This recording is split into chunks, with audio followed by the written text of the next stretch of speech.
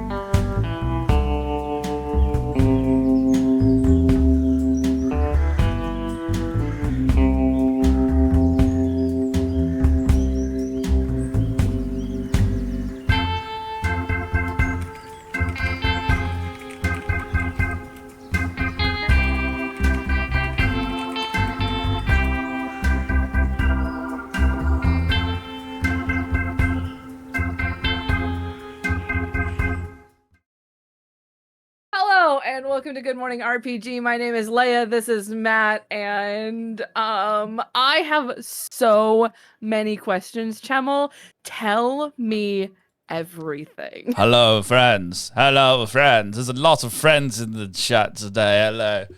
So many good people. Yeah, let's catch up on this. Top, thank you for that subscribe. I love you. Split the party. It's me. I'm ignoring you.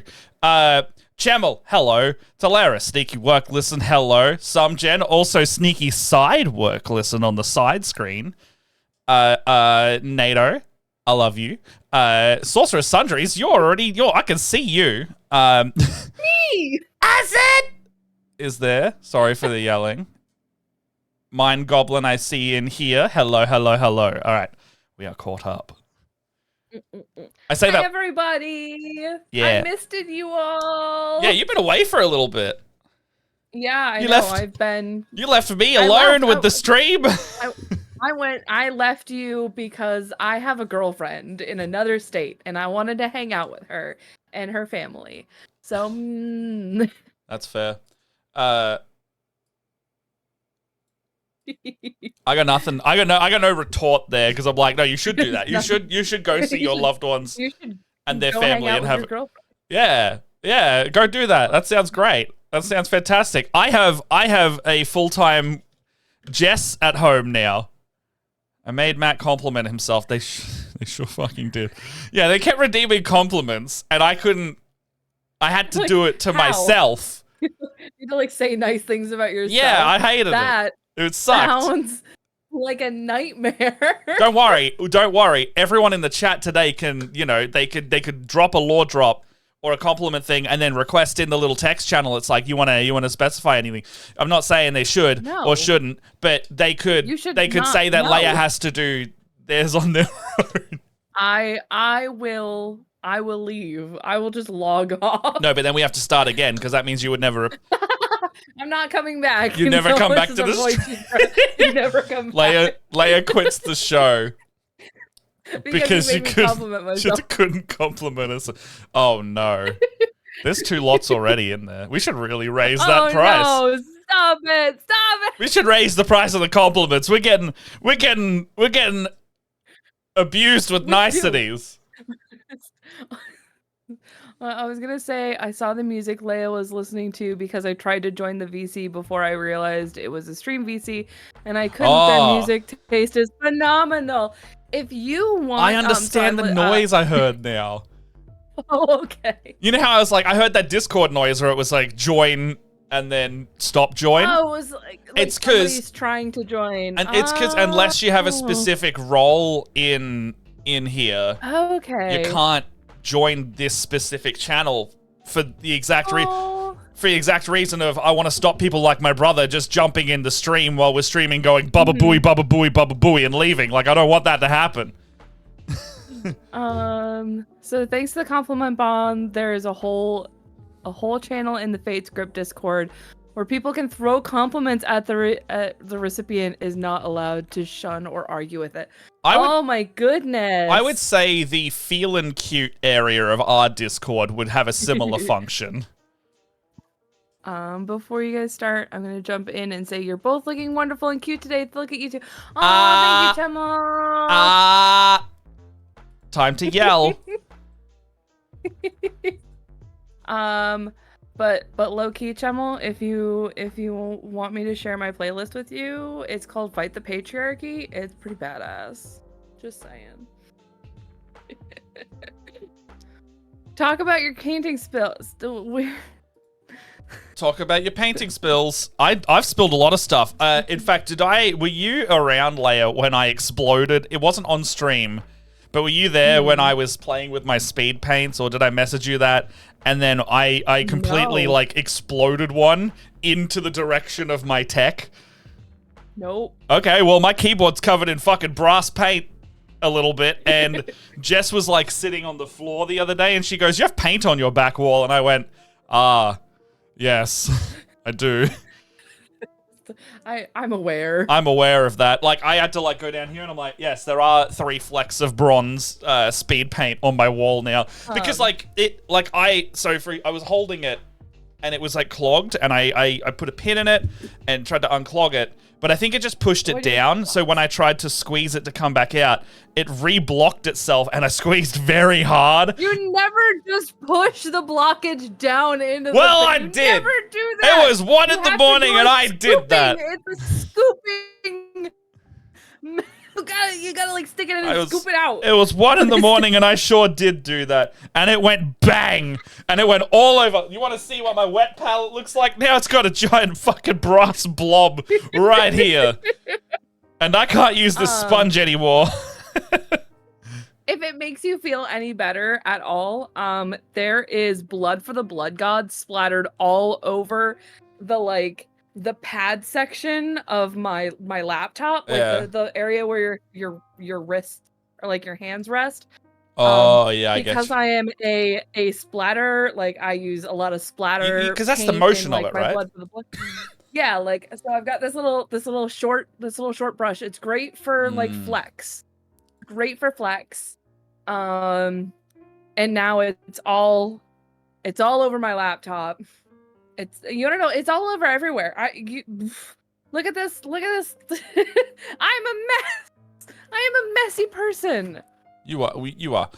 Hold on. Oh no. There's now 4 compliments in there.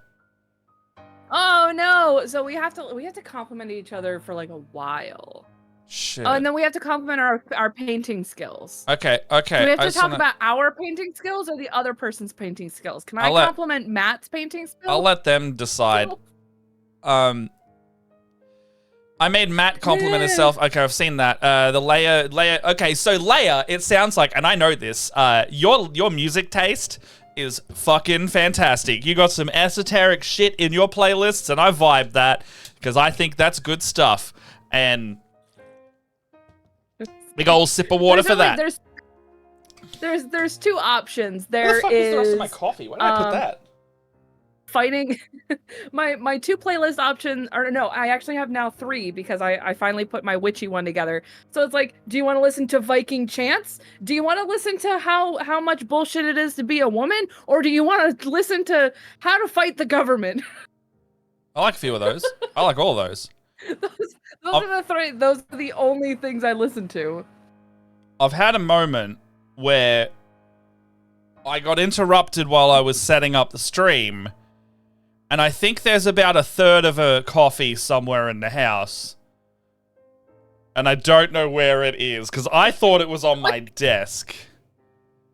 Oh my gosh! So that was part of like. Oh wait, I drank it. No, it's in the bin. I drank it. Okay. You know how I said I was kind of in a bad mood when like you messaged me this morning? Part of that is because I ordered like some drinks. It's like because I knew I was gonna need an energy drink. I know Alex hasn't slept really well, so he needed some energy drinks, and I really wanted an almond joy. And craving went like crazy, and I ordered myself a caramel coffee. I ordered myself a caramel coffee, and they gave me a mocha. I hate mocha coffee. I think it tastes like... Is this the kind of mocha with like... Stale... It's like stale chocolate. Like mocha is like chocolate. No, I know what a mocha is. Gross. I quite like mochas, but I'm particular about what kind of mocha. Because if they use chocolate syrup in my coffee, fuck off. I hate that. That's sucky. That's bad. I don't like that. You know, don't squeeze your Hershey's garbage into my drink. But chocolate powder, so if it's like more like a hot chocolate with a shot of coffee in it, that's bomb. That's really good. I ordered like a Starbucks double shot caramel coffee that comes in cans. That's definitely a syrup, right? And they gave me a double shot mocha, and I was like, cool. I'm not gonna drink this. So I have my Macca's drink. Is that a coffee? I got one of these. No, this is just Diet Coke. I was about to say that looks, because I know, like I've seen a lot of Americans, they just drink black coffee as well. I don't think I've ever seen you drink that, but I've seen like a lot of people just drink black coffee, and I'm like, look, if you want to like be able to be impressed with coffee anywhere, drink black coffee because it's bitter. Yeah. My coffee often ends up like this color. Very pale. You're pale coffee. I love me a sweet coffee. Oh my gosh. I keep trying. I'm trying to like not have sweet coffee because I don't want like a hyper sweet drink first thing in the morning, and two, like I kind of like just like the milk and coffee because I'm like a zero sugar tea person. Probably the British in me, so it translates into if and when I have coffee, it is also quite like unsweetened. Mm-hmm. Okay. So we've done one compliment. And I have had to pause the chat because I am trying to not lose the other ones. Our chat is going wild. Okay, so we have 2 more regular compliments. Oh no. We have 2 more regular compliments, and then we have to compliment our own painting skills. Okay, I got another one because I'm just gonna smash all mine out. Then you got to do all of the others at the one. Okay, so I still have to do my 3. Yeah. I fucking missed you, man. I missed your presence, hanging out, and I was like 2 weeks. I was like 1 week without Leia is fine. 2 weeks without Leia. Leia's getting back from a holiday. This is unacceptable. What the fuck is this? And then like. You know, I'm very much a person who will like match energy, but like when I'm by myself, I'm a lot more muted and lower key, and that's not to say I won't get hyper, but like you know, there'll be a noticeable difference, right? If I'm by myself or I'm near someone, because I'm like an energy vampire of happiness. When I was sick, I remember tuning into one of your streams. Like while you were just like chilling and like painting all by yourself, and it was very like much low key, whereas like when we're together it is just like a tornado of chaos. Yeah, good. Just shouting and all kind of madness. So I get you. Yeah. The energy vampire that is very much a mood. I'm just like I missed you, and that's it. I missed you. Oh, thank you so much. You got 3. So much. I felt so bad messaging you and telling you that I wasn't going to be home in time. Yeah, kick a Labrador when they're down, you know. It broke my soul because I'm like, oh no, I'm leaving Matt not only for a week but for 2 weeks, and then I'm going to be there for a week. It's like that. And then I'm going away again. You're going away again.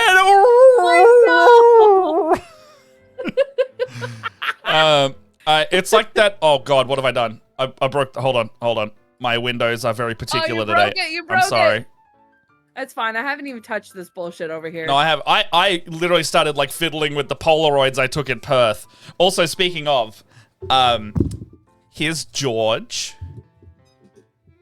Here's a George. Oh no, I'm spilling them. Here's Matt and George. Here's Matt holding a plank of wood.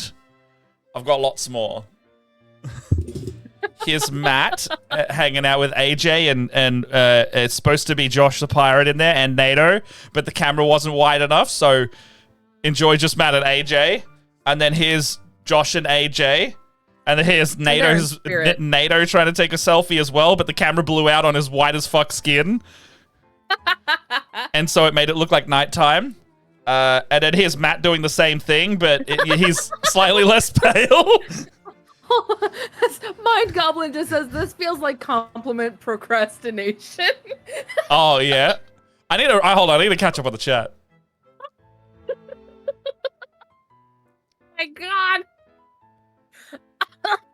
Everyone joking. Your own painting skills. Oh no, I'm gonna be nice to you and can choose whatever compliment you like. Bimbo core. Oh my God.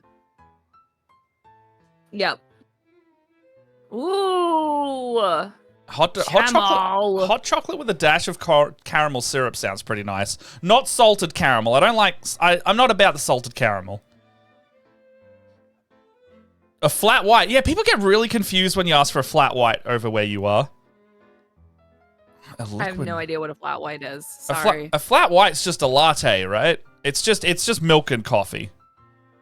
Oh yeah, then probably.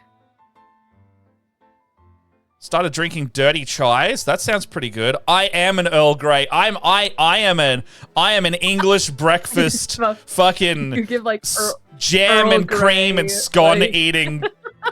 We went to a farmer's market recently, and I found like fresh baked scones on a store, and I bought and scones.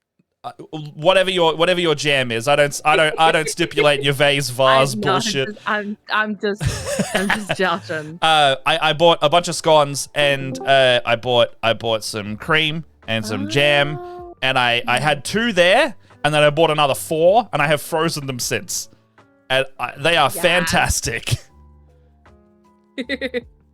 Chat, it's time to pop off. Mine are HD compliments. You did great on your own. It's because we milk instead of cream. I said ours is flat instead of coffee with cream. Oh. Okay, that yeah. Makes sense. Anyway, here's Matt and George and one of the guys from Wooten Forge. You still have to finish your compliments, and then I can compliment you, you goob. Okay, yeah.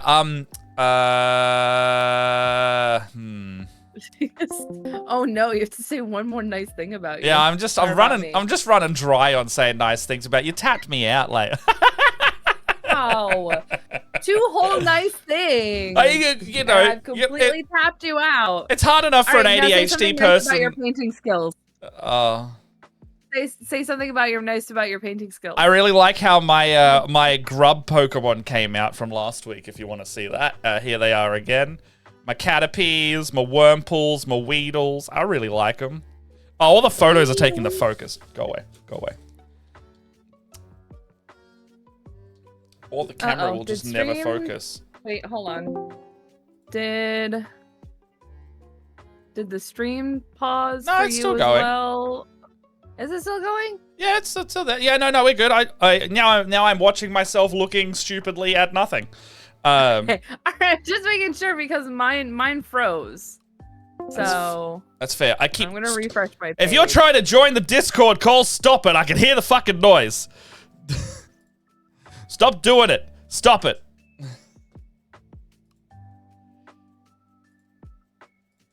All right, here's my grubs. All right. Oh, there we go. Yeah. They're so cute. I saw those on whatever that social media is that I can't think of right now. Threads. Twitter. The other one. I saw Threads is getting a desktop version now. Twitter. Yeah. I refuse to call it the other name. I'm just not doing it. I don't give a shit. Yeah. Twitter. I can think there's too many T's. Like Twitch. Blue Sky. Oh. Threads. Have I finished all mine? Yes, we're all on Blue Sky, I think. Well, there's a bunch of us. I had to get a code to get on Blue Sky. Yeah, me too. Luckily, my girlfriend had one. I got one off Scarlet, and then I got one for Split the Party with my own account. Oh, and I got Jess in before that. Nice. Yeah. I have to think of what my Blue Sky is, so we can update my. I hate posting across 5 platforms, so I will intermittently do it on one each at a time. Yeah. Oh, might be having internet fluctuations. I think that might be true. Oh, interesting. Yeah. When I do a disconnect and it might be that. I'm on Sky 2. Hunt me down because I'm terrible at finding out. I'm just Briefcase Brown on pretty much everything except Twitter. Yeah. I think like Forge Sorceress Leia, I think, or something like that. That's what I try to do these days. I'm going with Forge Sorceress because I'm like, I don't know if I'm gonna be doing a rebrand anytime soon with like my stuff. So I don't know how long I'll be Sorceress Sundries. But we'll see. I know there is another Sorcerer's Sundries going around on the internet, but they spell it slightly differently. It's like Sorcerer's Sundry. So that is actually a shop in Baldur's Gate. I know, yeah. Whenever I play my Descent to Avernus campaign, I see that and I'm like, aha, Leia. I found that out after I picked the name Sorcerer's Sundries. Oh, I thought you... And my partner said that I got very sneakily close to a copyright infringement. I don't actually think it is. I was like, I'm a sorceress and I have sundries. Here are my sundries. I went to there last night in game. Oh, that's right, because you can, you can use your own domain as well. I really do like that. Oh, all right. Cool. Okay, speaking of... I have to do some compliments. Oh, yep. I won't start. I gotta do your compliments really quick. And also, we need to paint, because that's what we're here for, and we've been here for 20 minutes. And hey, look, I've noticed on these streams, the first half hour, 45 minutes is just vibing. That is true. Well, it's been a while since we've been together, and I did try to get some of your talkative out yesterday, but you were so tired. I was like, ooh, Matt's online. I'm gonna go sneaky peek in there, and then like maybe we'll get some of our chatty out, and then we won't have to do the whole chatty thing. I like chatty on stream though, because then someone. I know.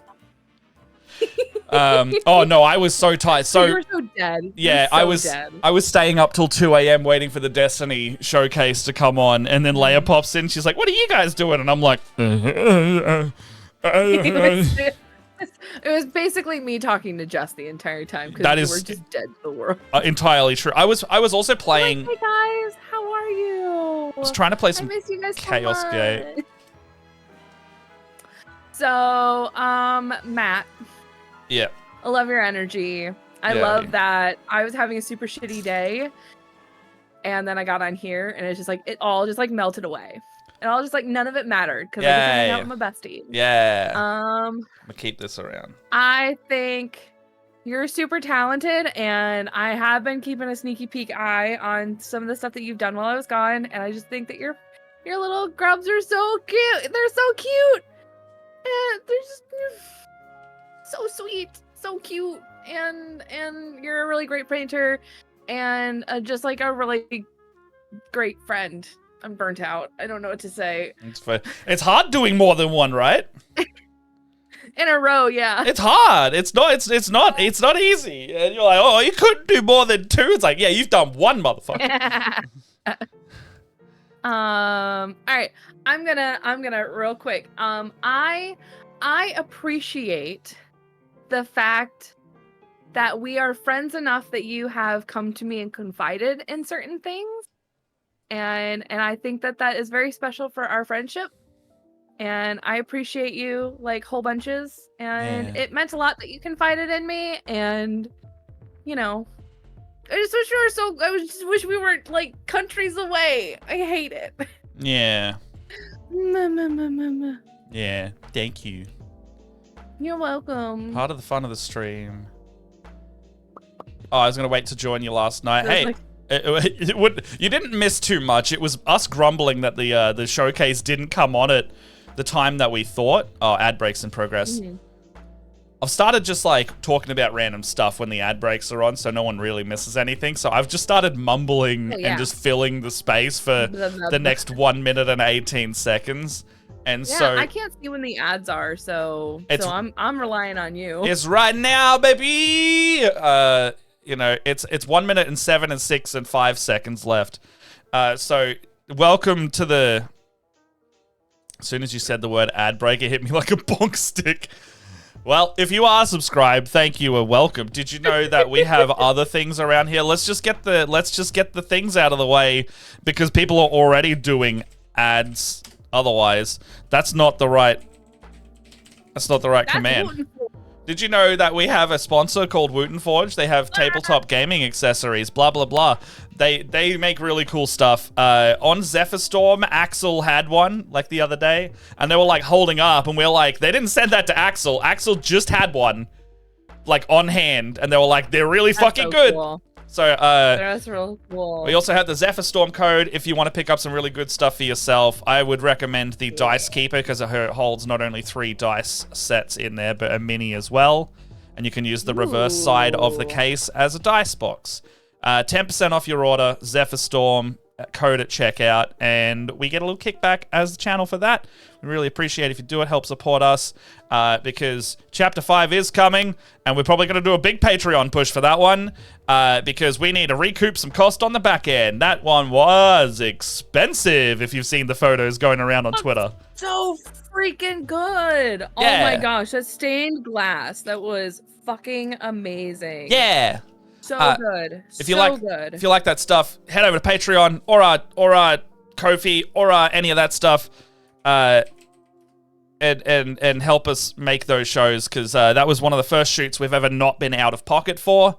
But it did dig into the party kitty, as it were, the adventuring funds.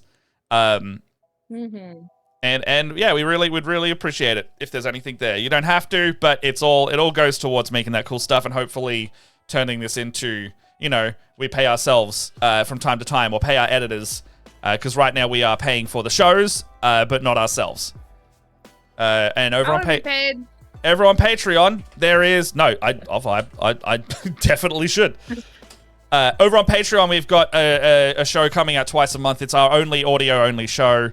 And it's called Preamble, where we take, usually a TTRPG topic or question, and then we'll just talk shit about it for 10 to 20 minutes a pop. I think the latest one that just came out was, our memorable moments in past campaigns, which isn't just, on-show ones, it's all of our campaigns. And the one before that was, what is, the best level 1 wizard spell to have in real life? And that conversation got a little bit fucked. I'm just saying that now because immediately people went to murder, which I'm like, no, do it actually no, it didn't go to murder. It went the opposite way. It was what's gonna help you in life in a utility way. It turned into rather than I have ultimate power. But yeah, prestidigitation, my dude. I think a lot of us chose I don't remember anymore, so you might have to go. I'm not even trying to plug it anymore. I just can't remember what I talked about. So go have a look at that. Oh yeah, it's a level 1 spell specifically. Level 1 specifically. I know another episode that's about to come out is which D&D villain would you like to take on a date or have a relationship with? And I copped a lot of flack in that because my answers were pretty quick because I know the D&D villains. And then the others started making fun of me for it. Any devil. Damn. Hey, you take me near Karlak, and I'll make a deal with her any day. What's the... he's... one of the Out of the Abyss villains. See, level 1 spells are harder to choose, right? Thanks for the sub. Oh, thank you, Jen, for the donation. That one is for... that goal on there at the moment is for the Extended Power Rangers art, and we're almost 30% of the way there. Kiss! He's dead. Don't close the door. Why you close my door? I think this is going to be too small for this space. All right. I'm going to continue painting the Machamp while I remember.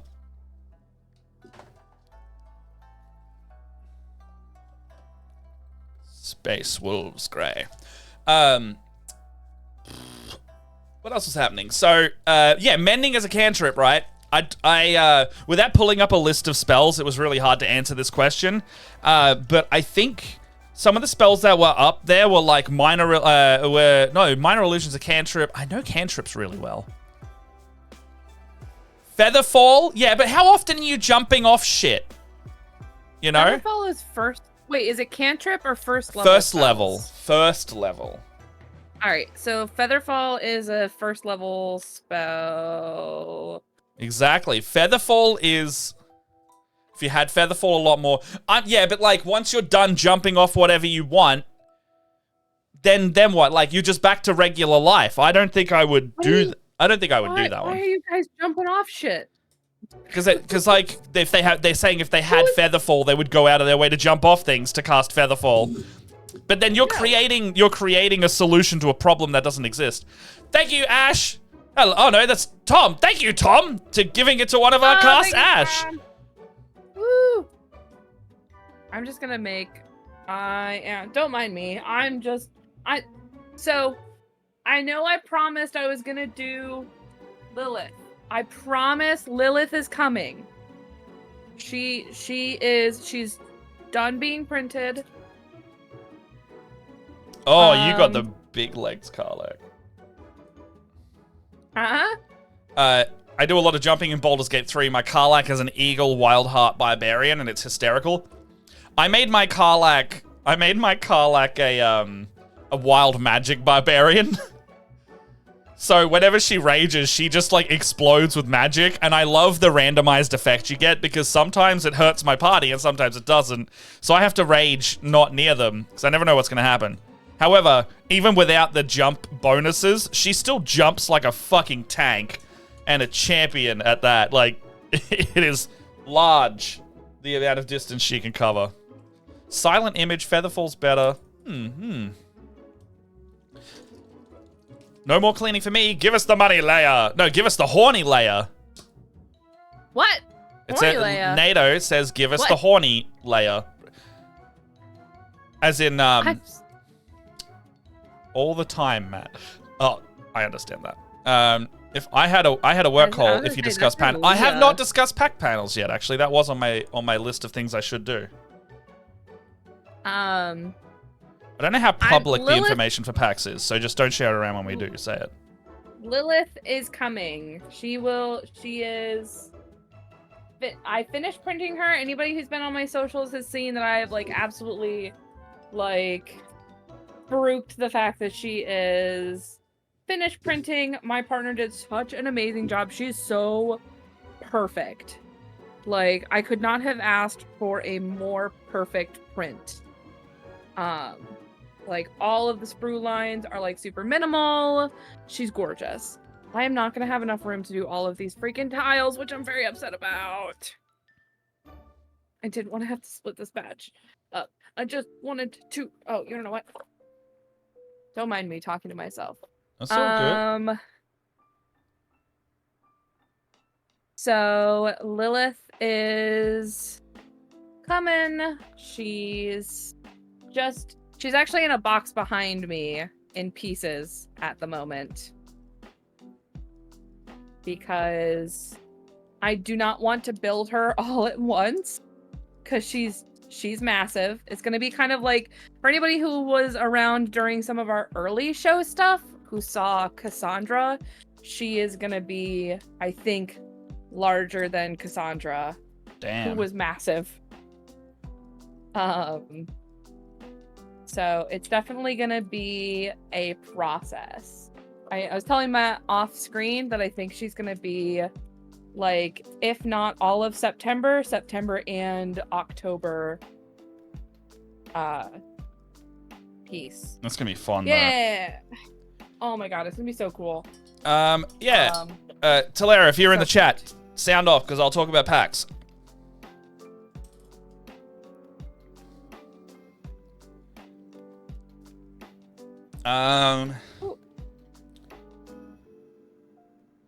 You're there. Okay, so yes, PAX news. We started getting the notifications back from our panels that we applied for, and I'm happy to say I'm definitely on a few. Not all of them did get up though. So the one that did bum me out. Yes, speaking of horny, so unfortunately this year Taskmaster did not get up.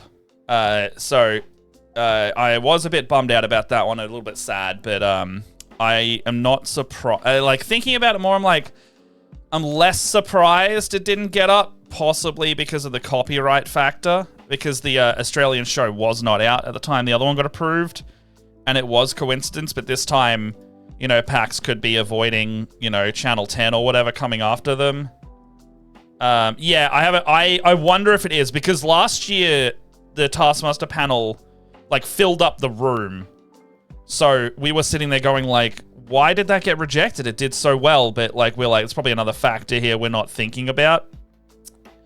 And I have a feeling it could be that. So, unfortunately, Ellen, I think it was Ellen who won last year, cannot defend their title at the Taskmaster Australian PAX Playoffs 2.0. But we did get another one of the panels that popped off last year. And so we will be doing another spicy panel, who someone in the chat is a part of, NATO. We'll be doing Spicy Dragon Age this year instead of Mass Effect. And now that Baldur's Gate's popping off, I'm like, oh man, we could have totally also done Baldur's Gate as the thing. Oh, I think Baldur's Gate is spicy enough. Baldur's Gate, we'll do a spicy Baldur's Gate maybe next year or something like that. However, yeah, we're doing another panel of another panel where I have not played the game.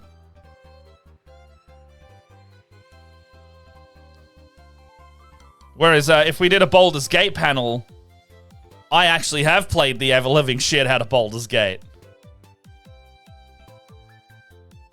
I don't know what to do for the Baldur's Gate one, because I've never done one of these where I have played the game. Would I have to relinquish the moderator duty to someone who has played the game, or I'll simply still get on stage and now that I know all the memes, troll everybody the same way I did with the other two. But they know I've played the game this time, so does that make it more annoying for them?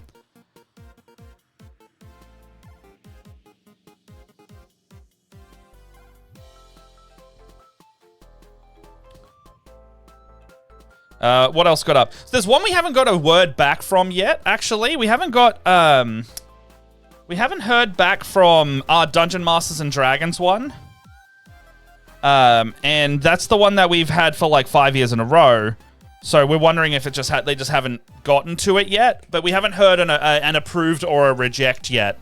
So we're like, do they want it, but it needs to fit in the schedule, or like, how's that working type thing. So we're just waiting to see back on that one. And then out of the ones I've applied for, one more didn't get up. So we're at 2 for 2. We're on 1 up. What have I said? We're on 1 up and 1 unknown and 1 approved so far. The last one was the one that I was helping organize with George and Kate.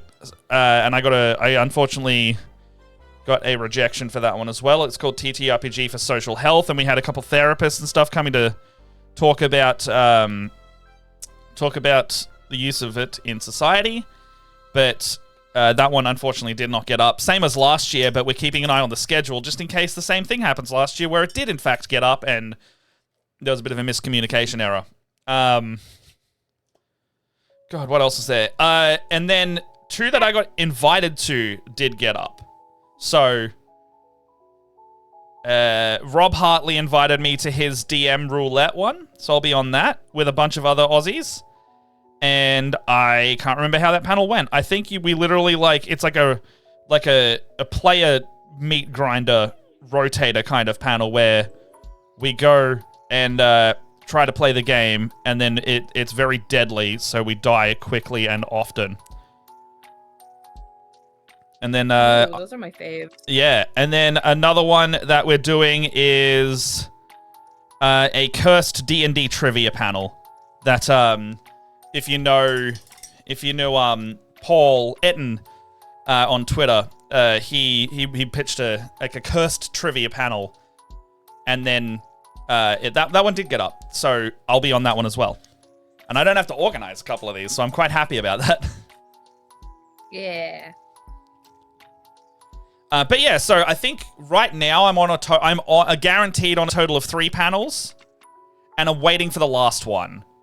Unfortunately, Taskmaster not getting up means that Brendan, who was going to be doing his very first PAX with me on that panel, might not be going anymore because he didn't get a ticket.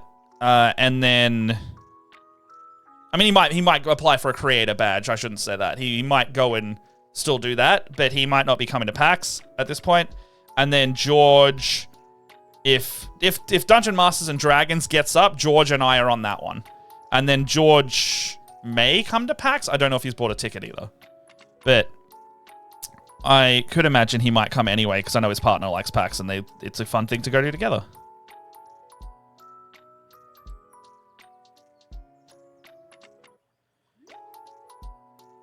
I asked an example trivia question for the curse. Do I didn't need to know how beholders reproduced. Media registration has closed already. All right, well, if they haven't applied for it, then they're probably not going to make it out there. But, you know, them's the way it goes if they haven't.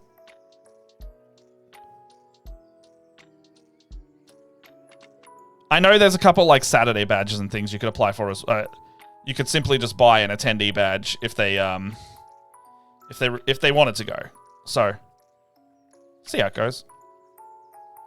I like having most of us there.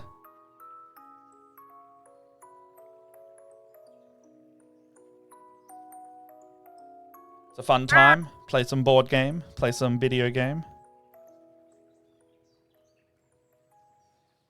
Someone will no doubt be selling. Yeah, now that the panels are out, there's going to be a wave of 3-day badges that come on sale again because if you get a panel, they give you a complimentary pass. So they should release another wave of them into the wild now that that's up.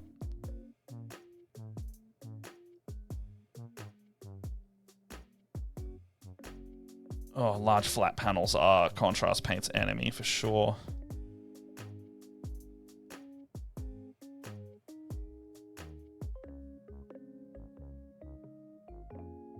I think I'm overloading this brush a bit as well. That's like my fear with starting contrast painting stuff. I have like no experience in it. I mean, we can do a contrast learning one. You gonna learn me how to contrast paint? I can learn you how to contrast paint. Yeah, learn me how to contrast paint. Oh, I think my music stopped playing. It's just staining paint at the end of the day. Bitch, why you don't play?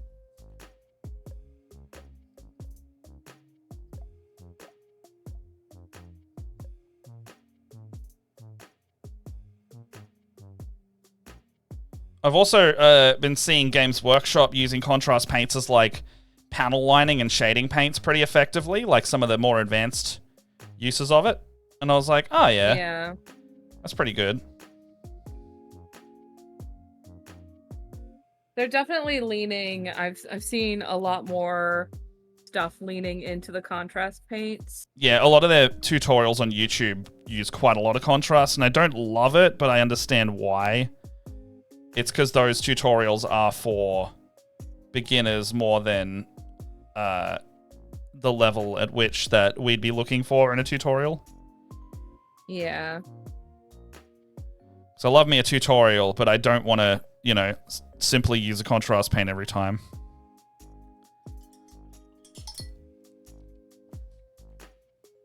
Okay.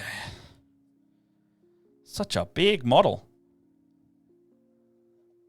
I think these are actually turning out. So, okay. So part of my thing is I'm trying to make these really light because I found out that my players who like Skype into our games have a really hard time seeing the other panel, like the other pieces that I have.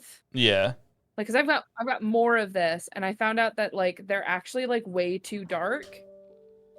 And I was like, oh shit, why didn't anybody say anything to me? So I'm gonna be repainting all. So I've got like this batch, and then I've got to do all of the ones that I've already painted and make them like way lighter. Fair. I can't remember if I was using... So I'm like... Oh, I was. Fuck. I was using medium between these paints. I was wondering why it was so dark. Like... So are you doing like super brights on... Or like super high contrast? I'm trying to do like the three tone dry brush. Oh, yeah. So the spray paint that I had on hand was dark gray. And then I'm using 3 tones of gray. So like this is slightly lighter than the base coat. And this is a medium. And then this is a super light. And then I was thinking what I might do is I do have a white dry brush. And I think after I wash these, because I do want to wash them, but like very very lightly. Like, it is going to be super watered down just because I want to pick up some of the darkness again.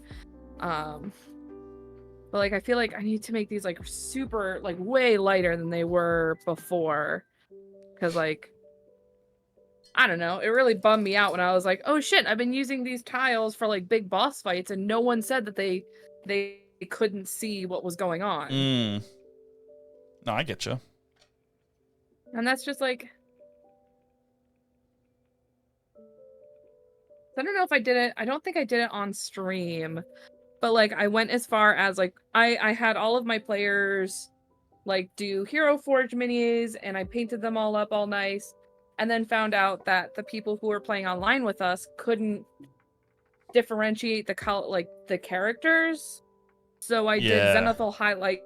I printed them out a second time, Zenithal highlighted them, and then did, like, super high contrast, like, monochrome colors. So, like, our rogue, her color is green. So, like, I did a really bright green. I think I used this, what's this green I have over here? This warp lightning. No, I love that. Paint. Yeah, I love that color. Like, just stuck contrast paint over top of all of them, so they're, like, really, really bright. Yeah, I get you. Is there okay, you could do when I have my digital games sometimes, I'll paint the not paint in Photoshop or whatever token system I'm using. I'll have like a really thick highlight of a color on their like base or their rim. You could also do that. Like have the base because it's top down, right? Or is it top down? It's kind of like off to the side because it's a little like, that's where I've got it like a camera on a tripod. Isometric-ish. Yeah, a little bit. Okay. Yeah, like having all of the characters, they are already like I painted the entire miniature other than like the ring at the bottom. The ring at the bottom is black, but the whole miniature in itself is cool, like, yeah. Whatever super like so our barbarian is bright red. The archer is bright yellow. Yeah, I get you. Cleric is bright blue, bright green, and then like a gray purple, but it sticks out really well next to all like the super bright colors. So. Yeah. I'm looking at possibly getting so Jess is not working at the moment. She's out of the crappy job. So claps in the chat if anyone didn't know that. Yeah, for Jess. Love you. Proud of you. And now I get a lot of Jess time because she's home in the daytime, not at a 9 to 5. But we're looking at getting a webcam for some interviews, and the webcam that I have is a bit crap because it is one of those purchases that was advertised way better than it actually was. But I'm looking at this webcam that has like a little gimbal on it, and it is a bit pricier. However, I've seen people like being able to control the webcam on stream. So I was thinking, I was like, ooh, what if getting that webcam and then you could have like the D&D battle map, but then you're playing live and people can like look around the battlefield, or like you can have like quick commands to zoom because it's in 4K, which means you could like zoom it in and do all this stuff while the game's going, like a dynamic battle camera. So, number one, I'm like, ooh, some maybe like digital DMing screen with a physical battle map could happen. And two, I want to use that on the second half of our Chapter 5 because we're going to film that hopefully before the end of this year. I know we played around with this thing called an owl, and it was a 360 cam that like it had a smart focus, so like whenever somebody talked it would focus on whoever talked, but like at the top of the band or at the top of the thing, it would have like a 360 of the entire room. Interesting. So like you could still see everybody sitting at the table, but like it would focus on whoever's voice it heard. Yeah. It was it looked like an owl. That's why it was called an owl. I was about to say, is this like because owls have 360 vision? That's cool. Yeah. That's a cool marketing thing. Yeah, it is amazing to see like how much this stuff has come about because COVID found out there was a need. There was a want for it. Yeah. Well, this is right before COVID broke out. My partner had got it for his office because they've got like a lot of like office space and they do a lot of like Zoom calls and stuff like that to all their like branches and stuff. And my partner was like, "Oh, I'm gonna just like take this home and like try it out and see if it's any good." And he's like, "It's been sitting at the office and nobody has used it." Nice.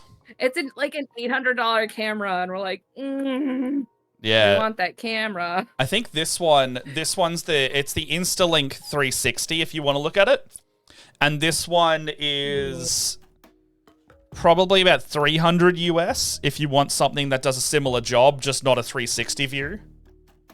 Because you could probably hook this one up to be like it'll just move. Oh, that camera's $3,000 in Australia. The Instalink 360 won't do the exact same thing as that, but you could definitely hook it up to whenever this mic is talking, it would zoom over to you. That's super cool because like I kind of miss the days when all of my players could look me in the face. Oh yeah.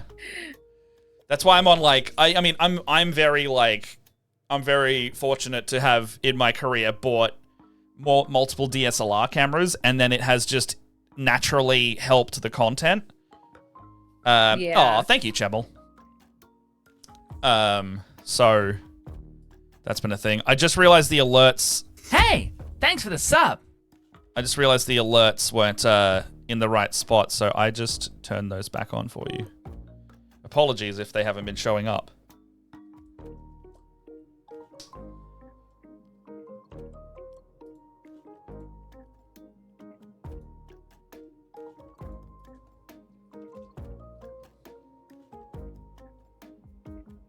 Oh man, these curved walls are gonna be so cool. I just touched my paint. I finished Tears of the Kingdom as well, I think, before we last spoke. Great game. Great finish too. Yeah.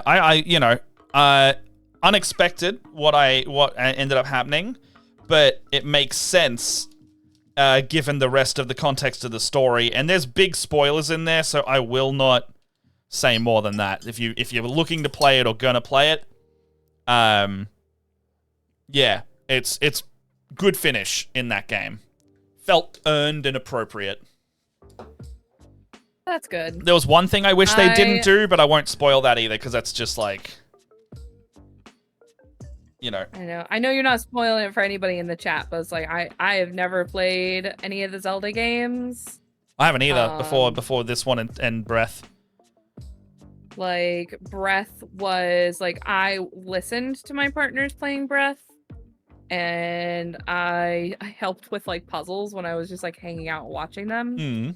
But like other than that, I have not had much experience. Although I just think that the little seed people are really cute. Oh, the Koroks, man. Koroks, that's what they're. We got an ad break going, so thank you if you can still hear this. The Koroks in Tears of the Kingdom. There's just TikToks upon TikToks of Korok abuse. It is hilarious to watch. Korok abuse? Yeah, so because you can like build anything in this new one, people are like, and you can stick Koroks to things. They work the same way as a construction material piece. They've been sticking Koroks to things, and like there's rockets. So you can stick a Korok on a rocket sled and just let him go. And he'll fly away somewhere. Oh, no. And then, like, you know, if you lift up a rock, you'll find a Korok. And if you drop the rock immediately after you've found him, it'll hit him in the head and he'll be like, eh. And, I for one, I have to say I am very amused at when I drop a rock on the Korok head. It's very funny. Oh my and I get a kick out of it every time because I'm a bastard. You're the worst. Yes. Can confirm. Yes. No argument here. Yes.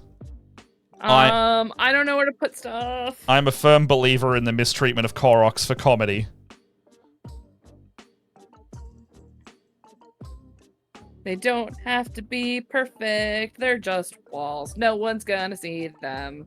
I would put Terrain on the scale of, like, must be nice to who you know, it's who really cares, on, like, the lowest rung. Like, in terms of, like, you can make mistakes, you know? Yeah, I mean, like, I'm not really worried about making mistakes. I'm just like, I don't know. I just have to paint 7 million walls. That's fair. All these fucking walls. I hate... This is the only part of the process that I dislike the most. I like being able to magnetize all my floor tiles together and just smash paint on them like I was a second ago. But now I have to, like... I don't know. I'm just using downward motions to make it look like the walls are drippy. That's all I got. But I gotta do this for 3 freaking colors! 3 freaking colors! And it's like, I can only do 1 half at a time, because I gotta be able to hold it. Yeah, yeah. Oh no! Dominoes! Luckily, it looks like this paint dries really fast, so... What are you using? What paint? It's this top-notch acrylic paint. Is it like a craft paint? This is craft store paint. Leia does not use her fancy paints on Terrain. I usually don't either, unless it's like a specific look I want, but yeah, viable. Like, cause it's the same stuff. There's more of it. It's just like I'm just squidging paint all around, and I don't feel bad if I waste all of this paint, because these bottles literally cost me 99 cents a pop. Yeah, I've got like a Ziploc bag full of my craft paints.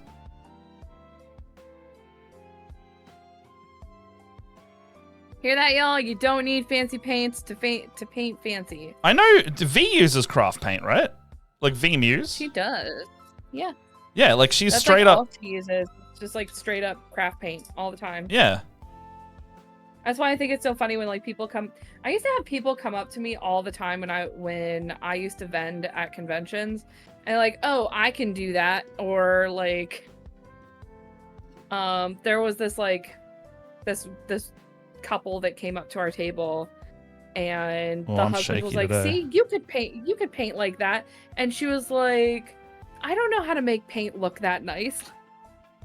And I was like, "What kind of paints are you using?" She's like, "Oh, just like craft paint from the craft store." And you're like, "Can I give you a tip?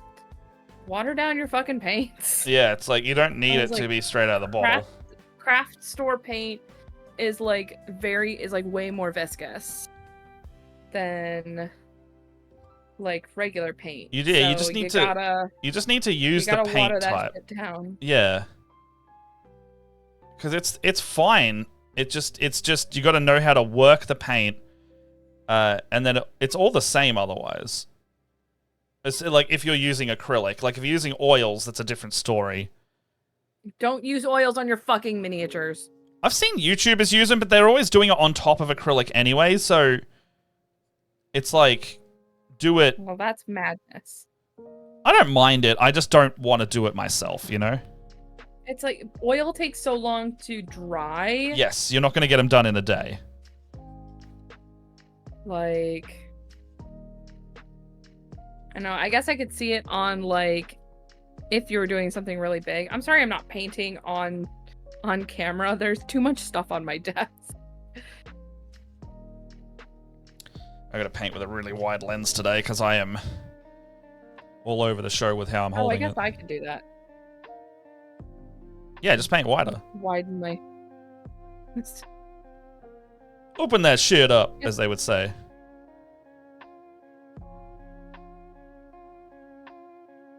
Who are they? Who is this they we're talking about? You know, they. The paint people. The mysterious they. Yeah, open that shit up! You know, like just like the Ego Raptor line. From that one YouTube video.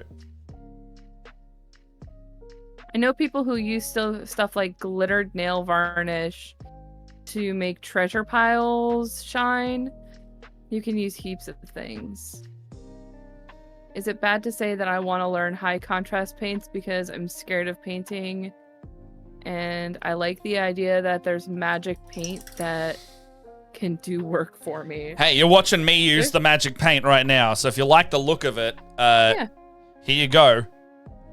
Like, look how... I was just talking about having used contrast paints. Like, all the values have been established with a simple black and white dry brush, and now I am going over with one coat, relatively thin, of the contrast paint, and this is now looking like a Machamp from Pokemon. Oh, I did admit to Matt that I was going to contrast paint, like, at least half of this stash back here. Yeah, what'd he say? So I have some room. No, you, Matt. Oh. I was telling chat that I told you. I can't remember if we said that on stream or not. I thought that was on stream. I don't remember anymore. What is time?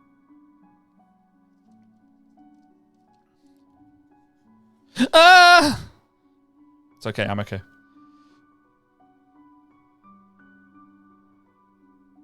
I hope so. I dropped the model and it caught itself on my hand, so it was okay. Oh. Is it bad to say? Oh wait, no, I read that. That looks sick. I want to paint my Orc Commando kill team purple to make them super sneaky orcs. You ever seen a purple orc? That's why. That's why they're the sneakiest. I love that.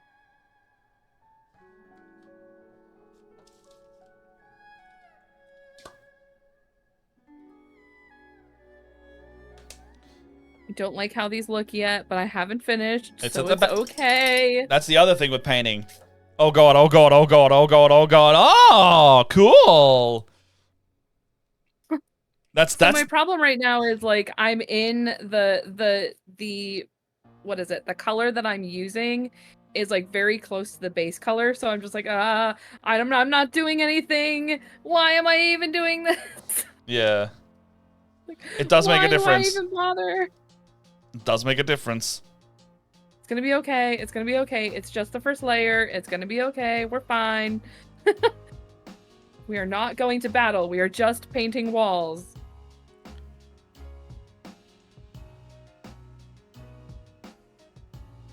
So, NATO, if he's still around, used to do like a D&D podcast. Just thinking about more and more that webcam that I was talking about, and he actually used to have like a digital game, but physical minis on the board. And I was like, man, if he did that now, he could totally do that idea of the physical table thing. Oh, Grateful Drove. Just want to offer promote. Oh no, you are definitely getting banned. See you later. Where's my mod tools?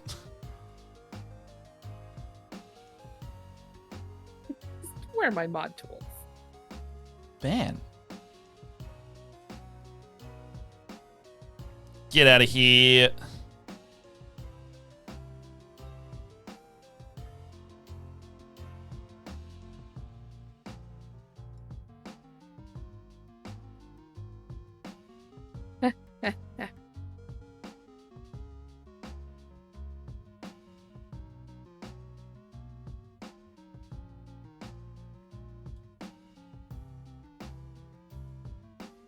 Oh, hell yeah, free wood?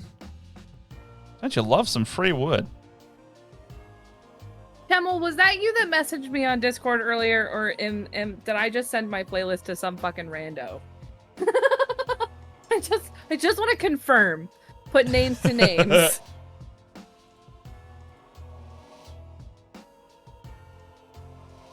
Someone messaged me, I was like, oh, this has to be Chemel, because we were just talking about playlists, and they like sent me a bunch of playlists. And I was like, cool, here's my playlist.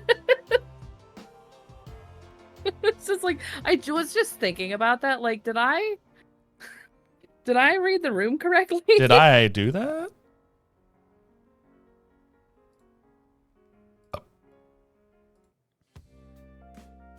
We're just painting with acrylic paints. It's okay if we paint on our fingers. Yeah. Totally okay. I am never buying glossy undercoat though. Never again. It is so hard to tell what I've done because the undercoat is literally so shiny. I can't see anything.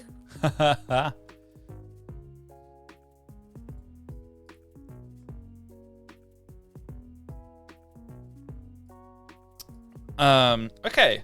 So I am pretty in a good stage of Machamp right now. Yeah. If you can see him. And so Ooh. focus please. He's a little darker than I would like, but overall the vibe is there.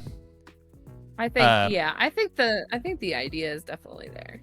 I think I'm gonna do he's got like that face like the 5 o'clock shadow, so I think I'm gonna do that in a really light skeleton horde type color. So over there. Maybe a Mortarian Grime even. No, actually the skeleton horde looks like it'll work pretty well. And then I don't know what I should put his claws as. Maybe like a black? It's always hard to It's always hard to tell. I could do them in like the same stubble color as his face is gonna be. It's not a bad idea. Because it's a lighter color. Might be good.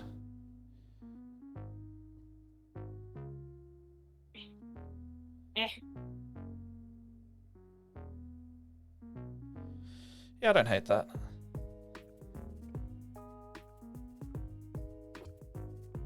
Let's do like a light brushing over the top instead of like a heavy coat.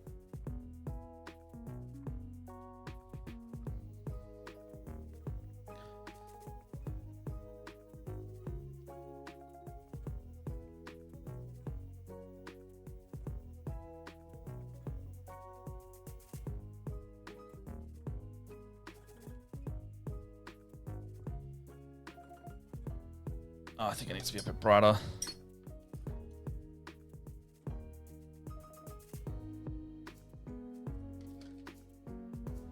Let's medium it down. So it's the color, like the tone is right, but it needs to be like subtler. Mm-hmm.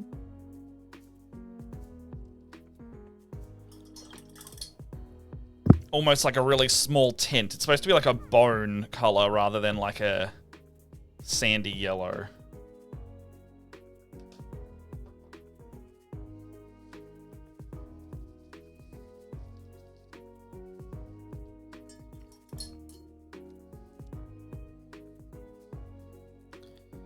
How's this?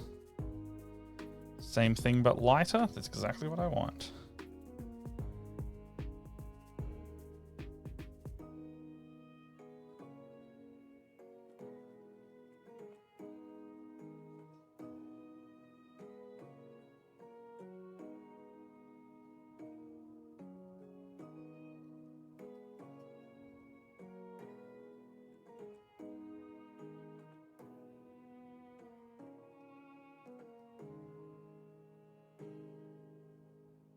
Fuck it.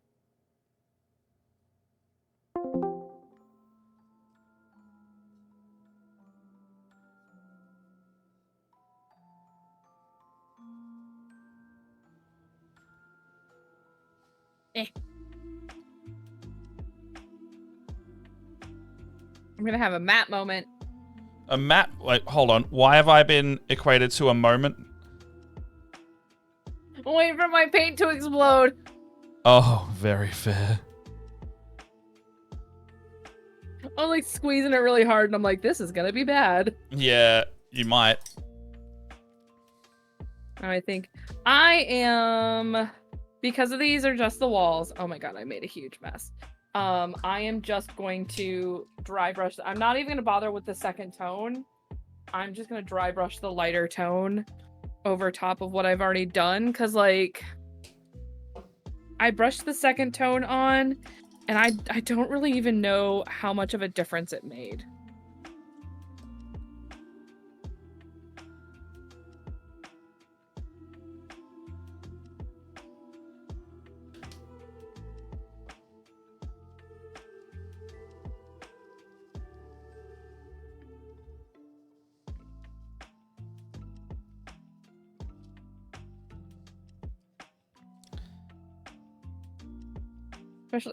since these are the walls, I don't think the walls are going to matter as much. Switch to a new brush. I think that should be good though, right? Like, it as long as it's kind of got that pop.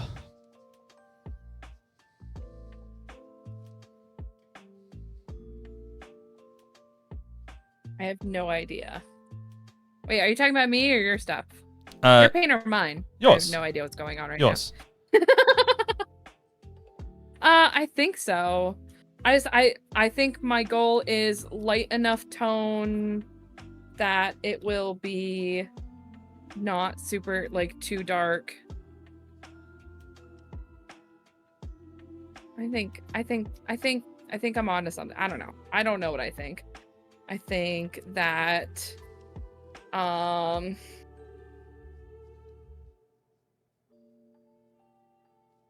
think time is soup. I don't know what I'm doing.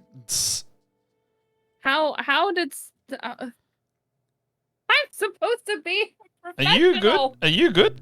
No, I don't think I'm okay. I think there's something wrong with me.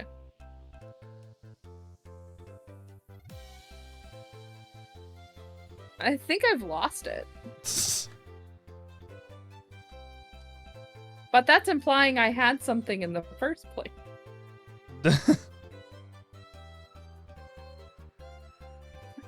What are you laughing at?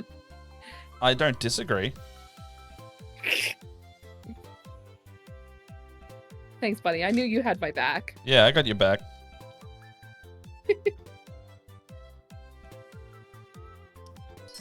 What did you walk really into? confused. Sounds like Leia needs some compliments from NVCDM. I don't need any compliments. I think Leia needs to figure out what her role in life is. You wanna know what I'd really like to know? I'd like to know what this fucking band at the bottom of these frickin' things are. What is it? What is it for? It doesn't make any sense. All of the walls have them. Leia exists. And that is the important part. Ah! I'm knocking stuff over. This watering down method doesn't work on these big scythes.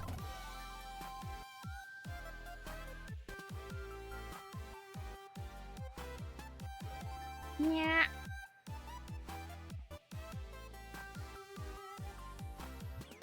Also, I don't think NVCDM was here for the beginning where we had like a compliment. We had a compliment storm. It was a compliment storm. Yeah. Yeah, there was a Just lot of that. Absolute. There was 4 compliments. So many compliments. I don't think I have anything nice to say. God damn it, let go. If they redeem some, you will. I have to find some. Dig deep. Dig deep. I'm gonna paint all over my fingers and they're all crusty and I hate it.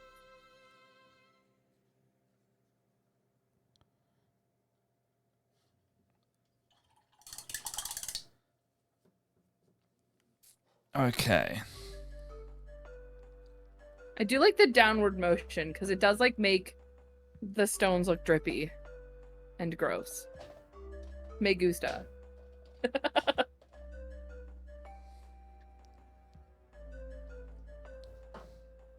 There is though, like, so I was talking about, and it's hard to see here on this model, but there's like a band at the bottom that has like rivets in it. Yeah. I gotta figure out what the heck that's for. Ah, no! Oh no, fuck. Even though walls, like life, sometimes don't make sense, I think you have absolutely the skills and ability to think out exactly what you want and then absolutely succeed at doing it. Wisdom. Oh! Hashtag. NVCDM. Thank you, my dude. I appreciate it.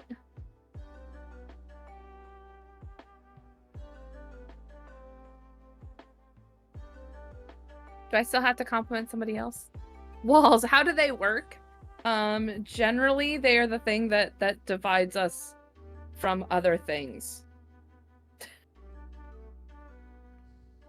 These walls, what are those?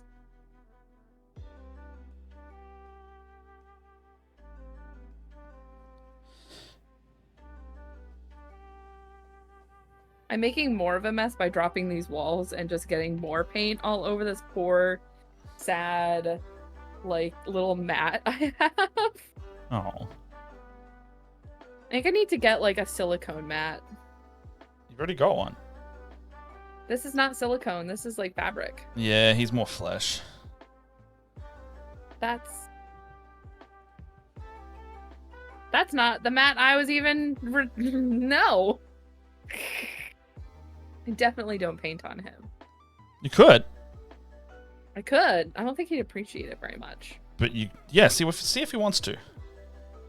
Use the mat as your canvas. All right. Well, I'll be over there in a couple of hours then. Oh no, I meant the one that's feet away from you, not me. Don't paint me. I don't even know if he's home yet. Well, if you hear a door open, you run out there with some paint and you get back to us. I'm pretty sure after him being at work for 10 hours, he would not appreciate that. But he might. I don't think he would. But I think that's a one-way ticket to me sleeping by myself again tonight. well, I think you won't know until you try, you know? You're a horrible influence. Now I know why Jess doesn't sleep in the same bed as you. Jess would kill me from my snoring more than the distrust of me trying to paint her in her sleep. Use the flesh mat as your canvas.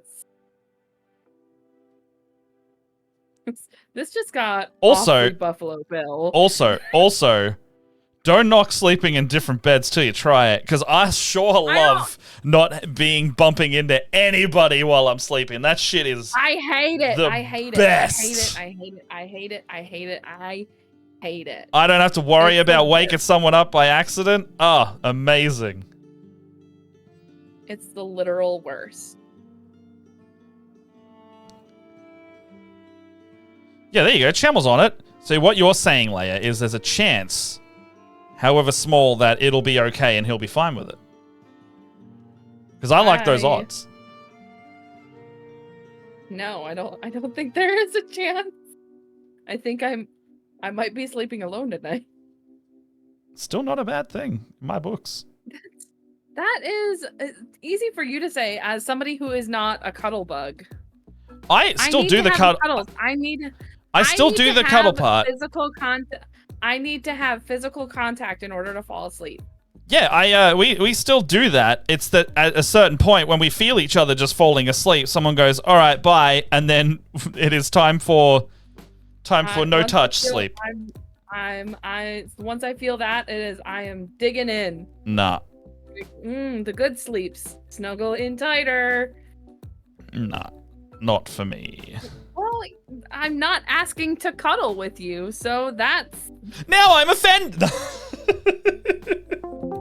Well, fine. Be that way. Matt, if you want to cuddle, you just had to ask. I love a good cuddle. Oh my gosh, so many cuddles over the weekend though, while I was gone. Oh yeah? So many cuddle puddles. Cuddle puddle? So great. Yeah. Like me and my girlfriend and her partner, we all got on the couch and snuggled together and it was so cute. Nice. Yeah, see, there's the other thing. So what? Totally not a spooner, says Tammy. See, I like a good cuddle. It's just the sleeping part that I don't want to, like, you know, I'll wake up if someone's moving around. I would typically say I'm a deep sleeper, but at the same time, I've got that anxiety from when I was a kid of someone trying to fuck with me in my sleep. Even though I know it's fine. And then NVCDM says it helps when you have different sheet texture needs. And I didn't think of that, but that is totally true. Because That's a good point. I don't sleep in blankets at all. And Jess is straight up just like 2 Doonas. Blanket monster? Yeah, I'm using like a thin Doona and maybe a sheet for my winter. And she's in like 2 Doonas, a sheet, and wears trackies to bed. And I'm like, you don't touch me, you furnace. What is a Doona? Thick blanket. Like blanket with padding in it. Okay, so a comforter. Yeah, yes. Yes. Okay. I wear a CPAP machine, so I may as well sleep by myself. Oh, very fair. Yeah. Is that the one that like goes over your face? Yeah, the apnea one. My girlfriend's partner has one of those like ones for asthma. And I think they sleep together pretty. The freedom equivalent of a Doona is a comforter. Freedom equivalent. The freedom equivalent. It got me good. Oh, motherfucker. All right. I love the term, the freedom equivalent. Yeah, that was very funny. Oh my god. A nebulizer. Yeah. What the hell is a nebulizer? Over here. It's like it's a thing for asthma. It like goes over your face. Oh, like, yeah. For asthma. Yeah, we just call them CPAPs. Over here, comforter is filled with stuffing made by material donations. Is Doonas. Feather filling. Doona is a feather filling. I think there are. I would say a Doona is still. Okay, so a Doona is like a duvet. It's a because duvets. Yes, it's a duvet. It's a Doona is a duvet. Yes. Okay. Yeah. All right. Yes, I do know that one. That's the English one talking. Or maybe it's European.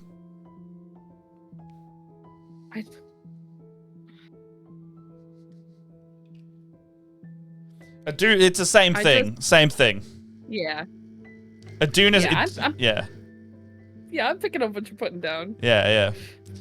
I've heard my British mum say duvet a lot. I don't have a duvet because they're a fucking pain in the ass. It's just a thick blanket to me. Well, it's like a duvet is like, so it's, what'd you call it? A duva? Doona. Doona.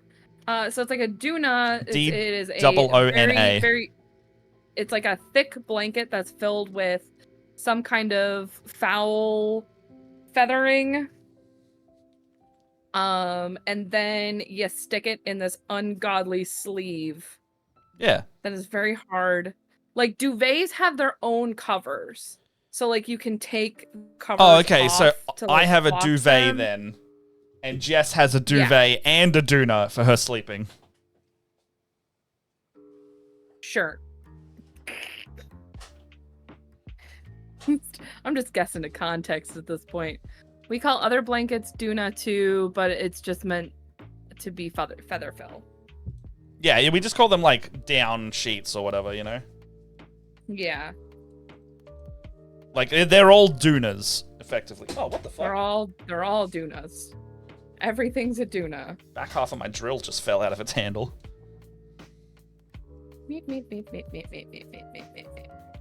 I specifically sleep with this really scratchy blanket with the satin border. You know the one. I do. Oh, yeah. I know the one. I got one of those. Scratchy sleep. I don't know that. What's that one? It's like, I mean, I know what I'm thinking of is like, generally they're like really heavy blankets, and at one point they were very, very soft, but at like, there's a point till they get like old enough where they're super scratchy on the other side because they develop all those little pills. Oh, the pills. That's what I'm thinking of at least. And it's like, I don't have anything to take the pills off, so I guess I'll just sleep in pain. This morning, my partner had the audacity, because I sleep with like a heavy blanket, not quite a comforter. It's just like a very heavy I don't know. I don't know what to call it. It's a very heavy blanket. And then I have like a fleece blanket that is much lighter. That is like my... It's great for when my partner jumps in bed and he's a furnace and I still need the comfort of a blanket, but also, you know, it's cool enough where my furnace of a partner will not make me sweat to death. Yeah, yeah.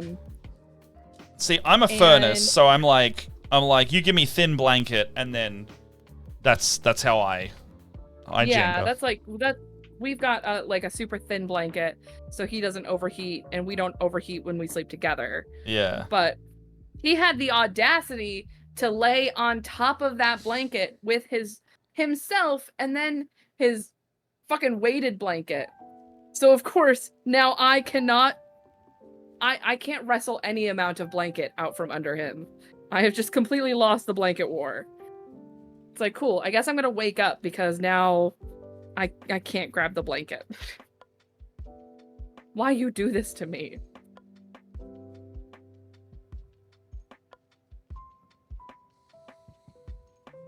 Sorry, I just got to concentrate I just real quick because I painted over something I shouldn't have, and now I got to re-establish the white undercoat.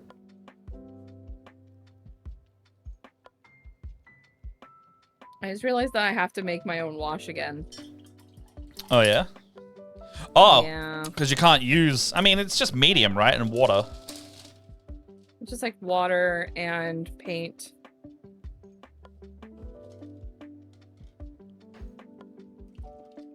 I just realized that I'm going to have to make it all over again, though. It's just kind of a pain to, like, get the viscosity and the tone correct. Yeah, yeah. I'm gonna have to go to the craft store tomorrow anyways, so...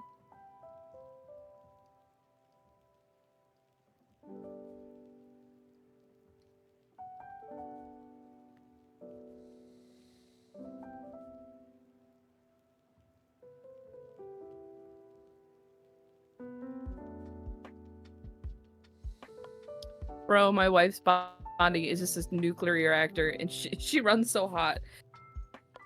I think that's funny. I think it's funny that like a ton of people say that like their partners run really hot. I was like, I am the cold person. I am actually a lizard. Yeah, Jess is a lizard. She doesn't regulate her body heat either. I cannot make heat on my own. I have to steal other people's heat. You monster. I'm a monster? Yeah, you're a monster. I'm a monster. I'm a monster. Yeah. Sorry? I don't know why I said that in such a mocking tone, but I'll stick to it. I'm a monster. I'm a monster. I dislike how gummy my paint has all become. I'm like almost out of black paint. Am I gonna have enough to finish this? Are you like out of it? It's pretty. It's getting down there, and it's like. My paint is drying so quickly that like I might be in danger. I'm in danger of not being able to finish. Actually, you don't know what? I could. How much? Don't have very much black left. I could theoretically stop painting stuff, and I could do... I've got a bunch of, like, flames I have to do for, like, a bunch of the arches have, like, what do you call it? Braziers. They have braziers on them. So I could technically paint these bajillion little flames that I have. So all I have is, like, doors. I've got doors to finish. I've got these arches. And I've got like these big arches. Oh, I know that. Cool doors. Look at these doors. I know exactly what kind of blanket NVCM is talking about. He just DM me. Do it. See, that's the thing. My body is also a furnace, but my hands and feet get cold because I don't put socks or gloves or anything on. So my core is very warm, and then I'll slip into bed and I'll be like, cuddle. and then I'll put my hands on your back, and you'll die. These little braziers. Oh, that's so cool. I've got like 1 million of these to paint. They look great though. That print turned out really well. This is so the cool thing about these is these, like the doors, they printed like this. We didn't have to pop these on. These printed, oh, they just printed so you can. I love stuff that prints mechanically, like that. These ones, and then the little onesie doors, and then these pop on. So like you'll see. Let's see if I can find one. Boop. Oh no, this is a corner. So like, see this like little weird corner bit? Yeah. Ah. Hello. That's how that like magnetizes right on there. Oh, that's great. Oh, so it's kind of like the Warlock or the Dwarven 4G type ones, right? Yes. Yeah, but instead of being like locked together, they magnetize. Okay. I overheat easily. I abhor touching people in summer up here in Queensland. Me too, bud. That's why I moved to Melbourne. That's why I am nowhere near that state anymore. Too hot. I need more paper towel. Yeah, you sit there underneath that chair. The reject you are. You little brat. Meow. Yeah, I'm talking about you. Alright. Like a Machamp, I've given him undies and a belt. Nice. Underneath there, if you can see it. Yeah, that looks real good, man. Yeah. I know it's a little bit darker than what you wanted, but I think it looks really good. It still reads the Machamp, you know?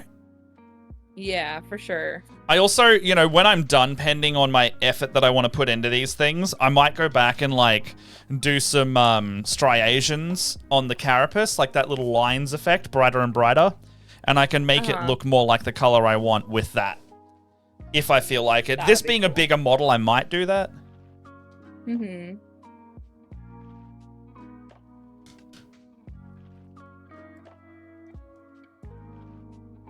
That's the wrong paint. Didn't want to use that one.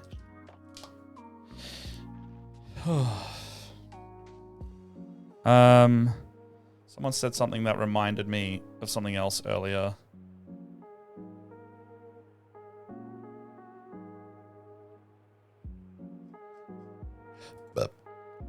I'm not sure. I don't know what these are made of, so we're just giving them the stone workup. So many of these to do.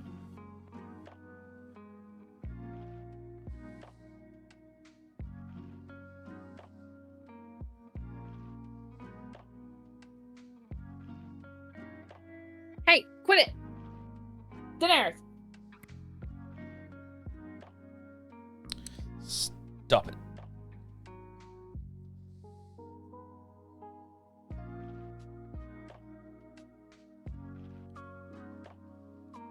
They're chaos. Everything is wet.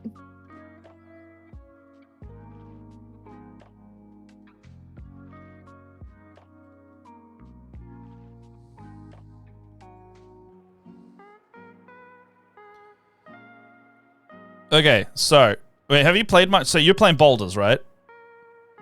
No, I can't yet. You can't. You're not. Oh, you're playing PlayStation Boulders when it comes out. Yeah. Yeah, Jess and I are I'm gonna start a second character with Jess when it comes out on PlayStation. My girlfriend made a joke. She's like, "You need the boys to buy me a Baldur's Gate for my PlayStation so we can play together." Well, if she has it on PC, you can cross save it. Oh no, hold on. You still need to own it on the PlayStation. No, you can't. I looked it up. It said that you can't cross-play. It can't cross-play, but it can cross-save. But I think cross-save means that in both situations, you would need to own the game on both devices, and then you can transfer the save file. It's not helpful for what you're wanting. Because I was like, oh, I can play cross-save with Jess, and I was like, no, I still need to buy it again, is the problem. So I'll do it. I want to create a second character because I want to go full into the parasite tree. Because my my current character is based. My current character is based off my blue tongue, Aiko, and I made a gold dragonborn, and it just so happens that if you play a gold dragonborn, you get a blue tongue, and I was very happy about that.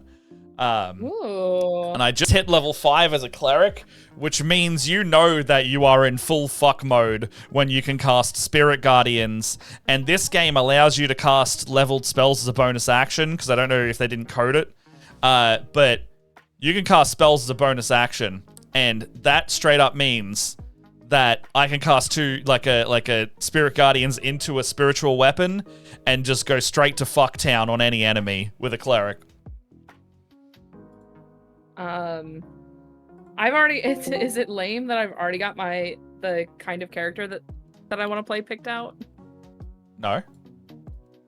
I saw on somebody had posted on TikTok the like character classes you can choose from. Gloomstalker Ranger is an option. Oh yeah.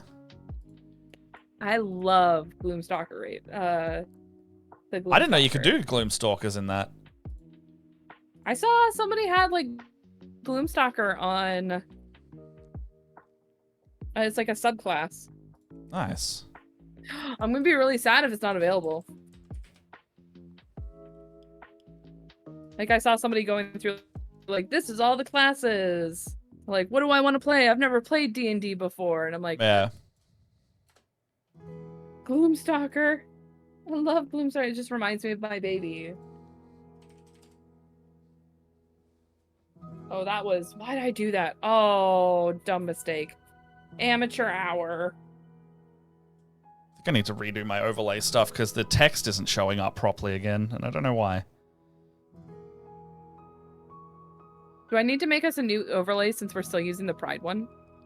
Oh, I didn't see that. I like that one, but yeah, we probably should. Yeah, you like. I mean, even if we just take away the Pride thing, I really like the coloring of this one right now, and the flag as well. Okay. I ain't got no problem with with doing some rainbow stuff. Play Gloomstalker. Gloomstalkers are dope. Yes.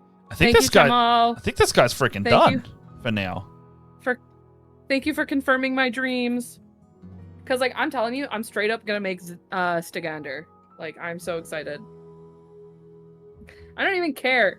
Don't even care. I just want to play my little drow baby. I miss her so much. Oh man, so people are saying it's real hard to bed as like certain characters. I want to say that I got really flustered the other day. In fact, Matt flustered, not the character flustered. When not one but 3 characters were like, "You want to spend the night with me?" And I was like, like a freaking Looney Tunes character. I was caught off guard.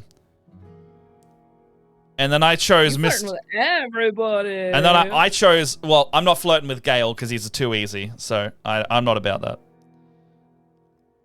Gale's too easy. Yeah, I don't put out for Gale. But you know who I do put out for? Who I keep seeing a lot of rejection for? Asterion. I betted Asterion, and I betted him good. Wait, are you saying like a lot of players reject him, or he rejects? No, he rejects a lot of players. Yeah, I would be lying if I didn't say that that's probably a goal of mine. And Lae'zel. Lae'zel's been saying some shit to me. Oh. Like, goddamn, she's been saying some stuff to me. And then be all right. And then Karlach also was straight up. The second you flirt with Karlach, she was like, my god, I want to ride. The first thing I want to do when I can touch people is I want to ride them all night long. And I was just like, oh no.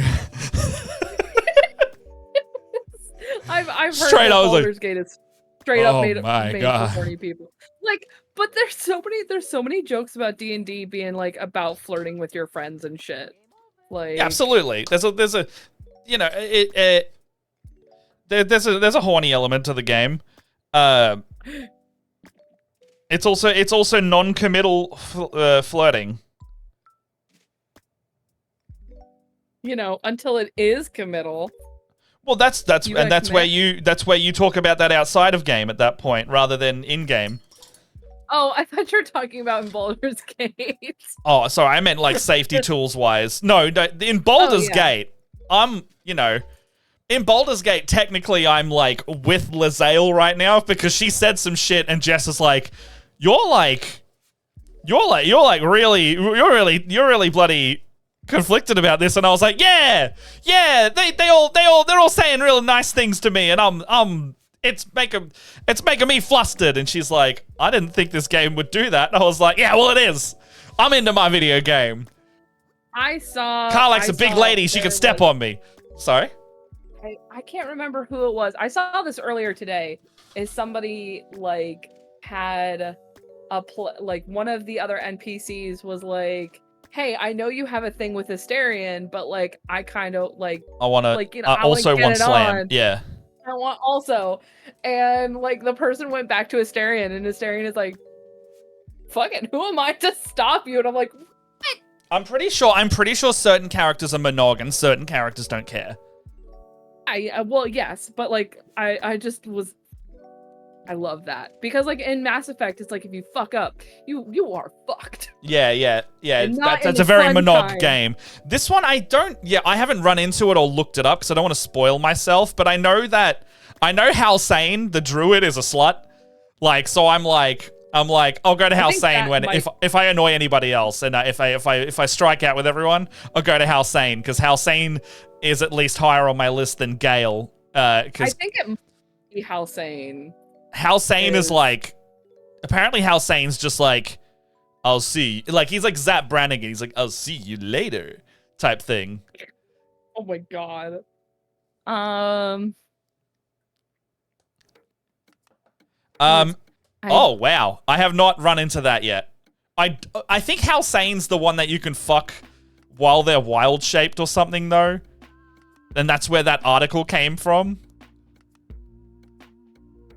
Is that the bear thing? Yeah, the bear thing. Yeah, Halsane's the druid. I know you can bed Halsane. In the game, Emily runs okay if your in-game hookups, half the group's hands go up. Yeah, that's it. It's the safety tool for the group. I adopted I'm waiting for the owlbear cub to come back to my camp. I saved them. And I got Scratch, and Scratch the doggy is a familiar for me now because I can summon him. And he's the best boy. He's the best boy. Some of the sex. I saw somebody playing fetch with him. I'm trying so hard not to spoil things. Every once in a while, I'm like. I didn't want to spoil that for you, but if you already know about it, yes, I go to camp to specifically throw the ball for Scratch. I saw it by accident, but I was like, it's so cute. Yeah, he's a little cutie patootie. I'm actually done the Machamp. Ooh, awesome. Yeah, I'm going to start Scyther, I think, for the last hour. I thought it was, so going back to like safety stuff. Yeah. So for instance, in a game, so I'm the DM right now for my regular Saturday game. Once we finish that game, my partner is going to start his like Japanese style homebrew game that he wants to do. And it was funny because my girlfriend came up to me and she goes, I know we haven't started this game yet, but can our characters be girlfriends? And I was like, yes. Yeah. Absolutely. And it's like, and that was like a nice conversation that we had. Like, you know, she and I had a conversation like, do we want to be in love when things start? Do we want to like have a slow burn kind of romance? And like, that's the kind of conversations that are like, you know, nice to facilitate in an actual D&D session. Yeah. Like, anyway, I just thought that was really cute and I just wanted to share it. Jess is going to play inversely goblin mode for what we're going to do with our Baldur's Gate playthrough, me and Jess. She straight up was like, oh, I'm going to play Dark Urge. I'm like, what do you mean? She's like, I'm going to murder everyone. I'm like, okay. I guess you're already watching me play the stories, so you're effectively playing a second character when you start this one. And it works well for me because I also want to be like, okay, I want to see what a run with completely opposite choices of mine would do. Like, Oh, I'm yeah. gonna like lean into the illithid stuff. I'm gonna do all that. Well, that's like, so whenever, no. Mass Effect is like one of, you all right? Yeah, no, I unblocked the super glue and it started just leaking on me. Oh God. What was I saying? Oh, like one of my early RPG experiences was Mass Effect. And I have this rule about RPGs. The first run through is like, do whatever the hell I want. Like, I just make the decisions that I think are good. And I tend to be a little bit of a goody two-shoes in my first run. So, like, in Mass Effect terms, like, I tend to be a little bit more Paragon in those runs. Like, my first run is like, I'm the goody two-shoes. I'm gonna save the world and do everything the good way, the way you're supposed to. And then my second run through is like, all right, I am a goblin. I now punch people for fun. Yeah. And create absolute chaos. See, I am here for. See, George plays the opposite, and it can be it's like play your second character with George, because he plays goblin mode. That would. I've avoided spoilers. Oh man. Okay, so Chem was like, some of the sex scenes in this game he's heard are like, holy shit, the mascara's running. Like, he's avoided spoilers, but the implication I got was, Jesus Christ, I gave that person a tonsillectomy. And some Gen says, I have to speak to animals as a warlock. First thing I do every moment, I activate that. So the entire reason that Will is in my party is because he is my mechanical spell person, because I have speak with animals and speak with the dead at will on him. At will. And neither of them take spell slots because of warlock invocations. So I simply just talk to whoever I want and cast both of those spells all the time. And so with that, I simply talk to everyone who is dead that lets me, or every animal I can find.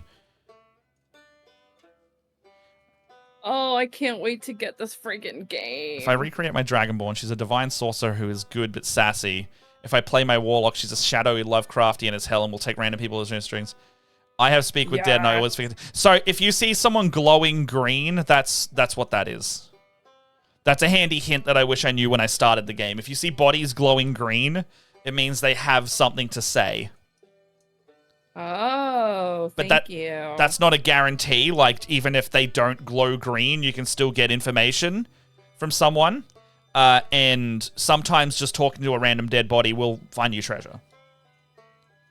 Cool but yeah, beans. if you see a glowing green body, that's the talk to this dead body. And then there's a mask. If you killed the people that you're trying to then speak to, if you come back as, say, another person and cast Speak with Dead, who's to say they won't know who you are? That's just another handy hit. Quality of life improvement rather than a spoiler. I kind of love how these are turning out. They look good, man. I don't know what this music They're is. like way lighter than I thought they were gonna be. But I'm not mad about that.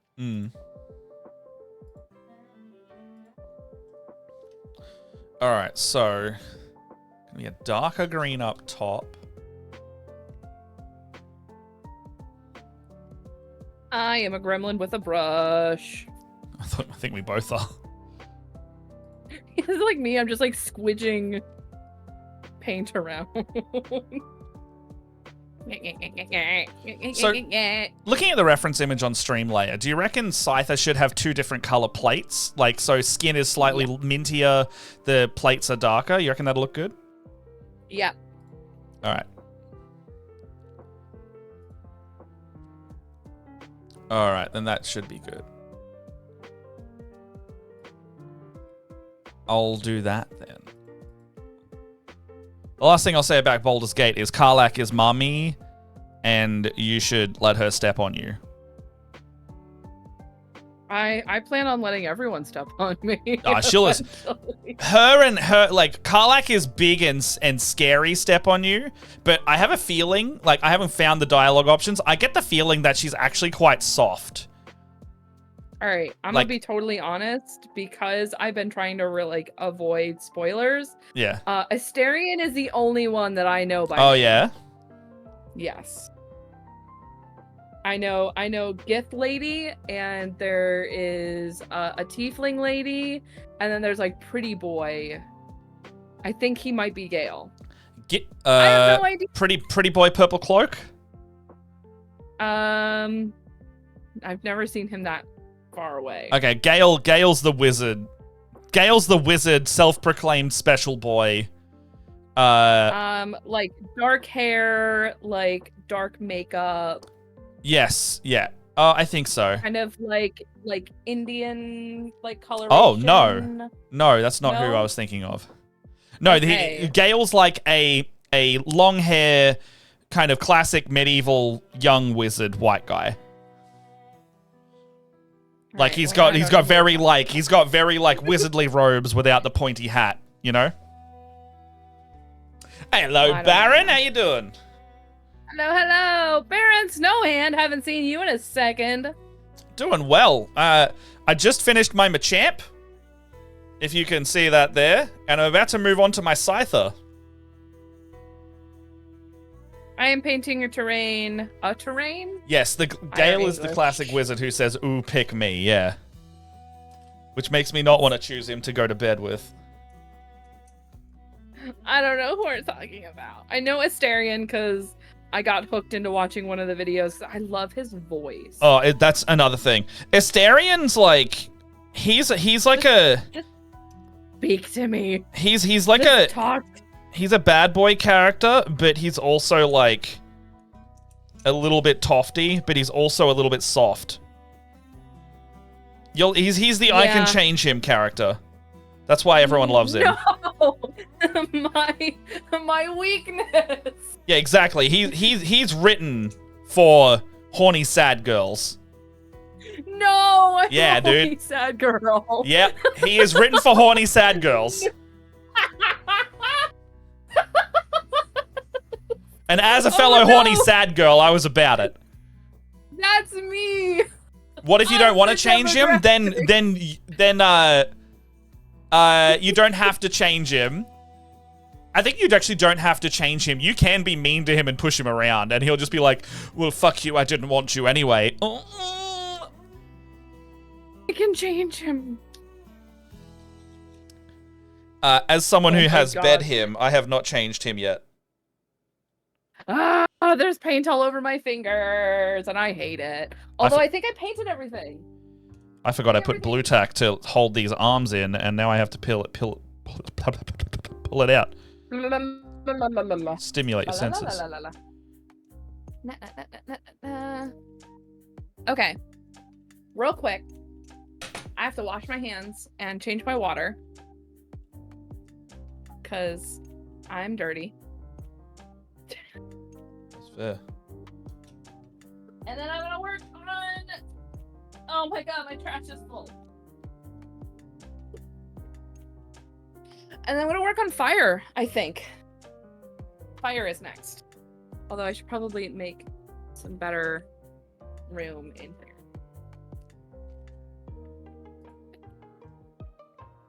All of these walls are very inconvenient.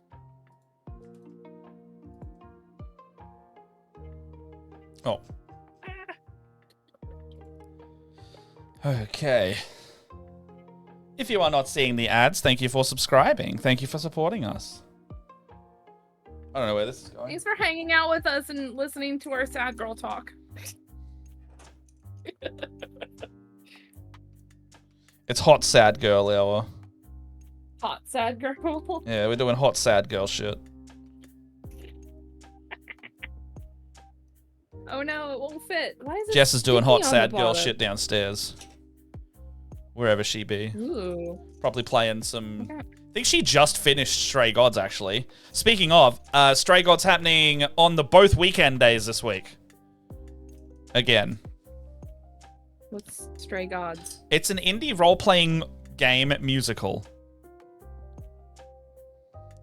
You have my attention. Yeah, so, well, coincidentally, the game The game was made in Melbourne by a studio called Summerfall, and one of my D&D players in my weekly Thursday game worked on it. And if you know Zach Naom around the D&D community, he also worked on it. And it is a role-playing game. It's a role-playing musical. It's like visual novel in style. And I played one, so the VOD is up if you want to like see like the vibe of the game. But it's multiple choice, and the song will change based on your choices. Songs. And then what else happens? I don't know. You just go through a cool story, and it's like modern. It's like got Greek mythology themes and vibes, but it's all like in a modern setting.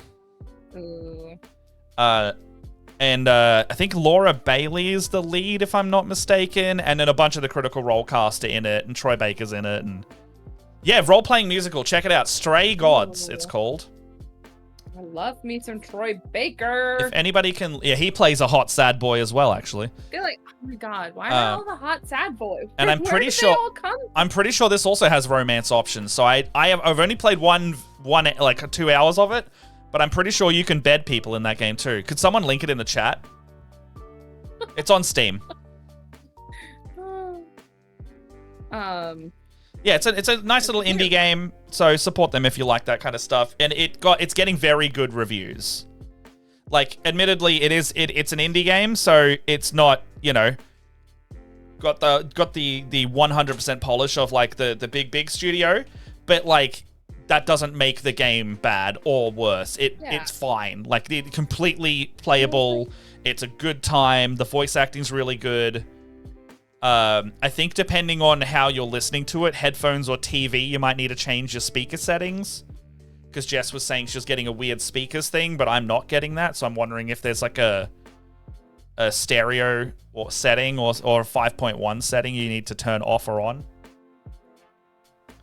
Alright.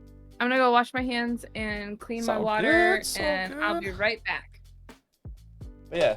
Enjoying it so far, if anyone is interested in picking it up.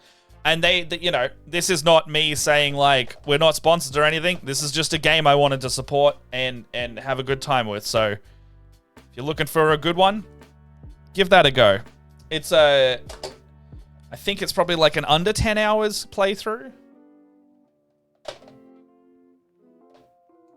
Creed camo, that's the color I wanted. And then I want a mint green in the same palette area.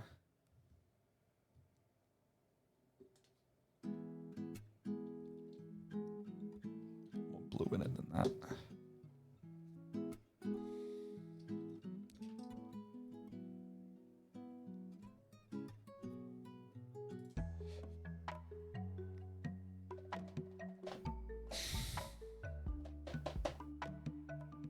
I need to do a bit of mixing for this green tone in the skin. I think I'm going to go with the Gut Ripper Flesh and desaturate it a bit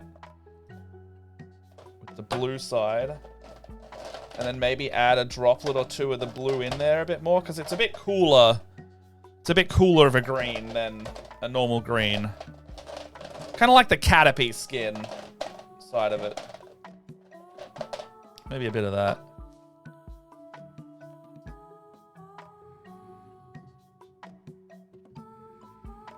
I also heard that not Stray Gods, Cult of the Lamb, another game, Melbourne. I heard that's getting some more free DLC as well, which sounds really fun. Oh yeah, it's they paired with Don't Starve, right? Don't Starve. Yeah, that's what I thought. Yeah, that someone on if one of my panels gets approved, the person who runs their socials will be in that DMD game where we rotate the Dungeon Masters. Josie. Oh my god. I love Cult of the Lamb. Those are my people. Yeah, it's a fun one. I love Josie's fucking socials ability on that one, because she is just a shit posting fucking god tier marketer. Their fucking socials are just wild. Yeah, that's her. She's also in the D&D community. She's Knight Sinclair on Twitch and a few other places. And she's got a D&D podcast with a few other Melbourneites called Swords and Monsters. I don't know. I don't know how I'm going to paint these. I need to be able to paint them all the way down to the bottom. Oh, I was hoping to do a whole bunch of these at the same time. I need way more blue tack than I have access to. You need more blue tack? Yes. I wanted to be able to do all of these at the same time. That doesn't look like it's going to be a feasible feat. Yeah. I could probably get 2 at a time.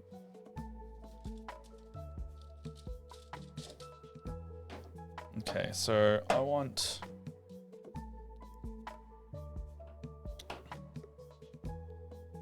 I'll do lighter first. So those two... And a little bit of this in it to tint it blue.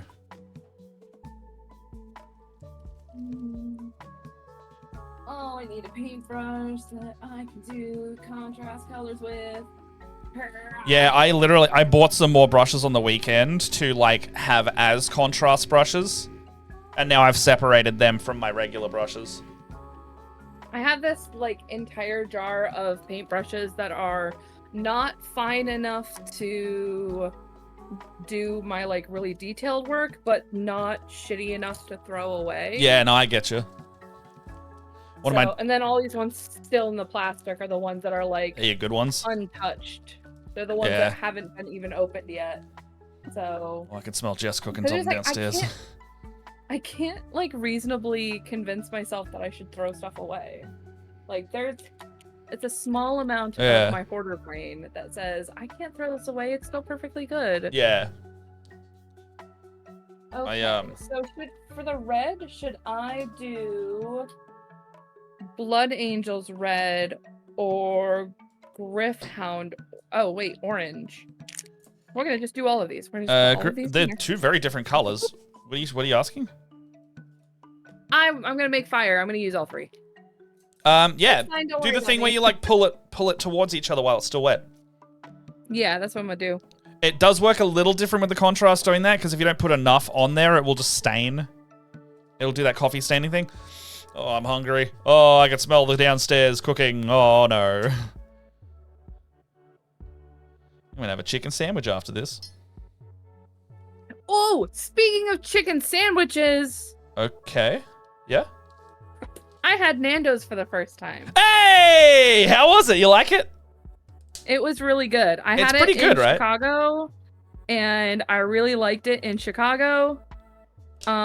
We got it here in Virginia while my girlfriend was visiting for a little while. Not as good. I could imagine it differs from state to state, because you guys have such a large place, and your food distribution is very different to what it is here. Mm-hmm. But I'm glad you enjoyed it. Like, the flavors of the spices will probably be pretty similar. It was really good. I got the sandwich that was on the garlic bread because I love the garlic bread. I just love garlic bread. I think we have a very different menu to you as well. I think so, probably. But look, I'm glad you got it. Very glad you got it. It was delicious. Let's just end of story. Like, there's a Nando's like within minutes. Fire. Like where our Coles and our supermarket is, there's a Nando's in the same complex, and we could just sometimes we're like, we're late for dinner, blah blah blah, or like we're like, oh, we forgot to buy some chicken for the night. Sometimes we'll just like put on some veggies and some potatoes, and then we'll just go buy just the chicken from Nando's because it's basically similar to what we're already doing, and because it's grilled chicken, it's not like deep fried or any of that. It's like you don't have to feel bad about ordering it either. We got there was one night where we did spaghetti, and we had some of the Nando's garlic bread that they have here, as the garlic bread side, which delish. Okay, I'm glad you tried it. A better flame. That turned out really cool. Me gusta. Yeah, contrast is really good for any translucent colors. That's why I bought the colors that I did. So I'm a little bit nervous about doing all of the miniatures in contrast, because I don't have very many, like a variety of colors. I have just like some super basic bright colors. Remember, you can also mix like I'm doing right now. Yeah, but that only works so well with super bright colors. True. But so another thing about contrast is that the heavier coat you do will be the value of the tone as well. So like, if you want it to be a bit darker, you do 1 or 2 coats of it, or you go on a little thicker, or you can do what I was doing with the skeleton horde and just brushing it on very lightly, and it's just staining the top rather than fully washing into the recesses. Catsby. I don't think this is going to go minty green that I want. Hi, buddy. I think that'll work. What is it? I don't understand.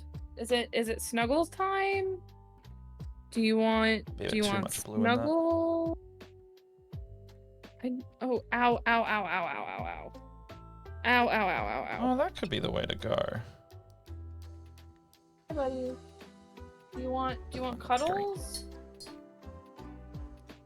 Like, this would be like a super inconvenient time, but I will give you snuggles if that will keep you from clawing my rib cage again. Oh, these 3 colors just blended together so well. Okay, bye. Also, I think this brush is too small. Uh-oh, which is the one that I was just working on? This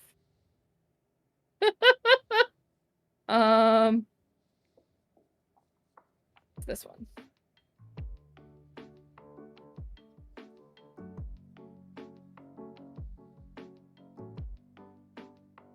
I think I might be working in the realm of a close enough right now.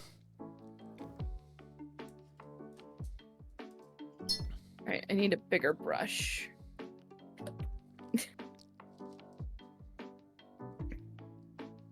I had 3 cats snuggle me this morning. 1 on my chest, 1 on my legs, and 1 beside me. It was so hard to get up for work. Oh my gosh, my girlfriend has kittens, and the whole weekend, like, these kittens are very, like, they want to be snuggled almost like all the time. They want to be just very cute. They just want snuggles. I have so many pictures of me like reading my book or playing on my Nintendo Switch with like a kitten on my chest, because that's all they wanted to do. It's like lay on my chest and sleep. It was the freaking cutest. The first picture I get of my girlfriend after she drove back home from my house back to her house is a picture of her with cats in her chest. Hey. Because like, that's all. They were so upset she was gone.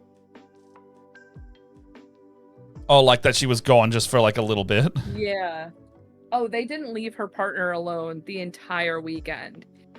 He was like, I can't get rid of them. Like, I go to do work and they want to sit on my desk. I go to eat food and they try to eat food with me. I go to the bathroom and they're sitting right outside the door.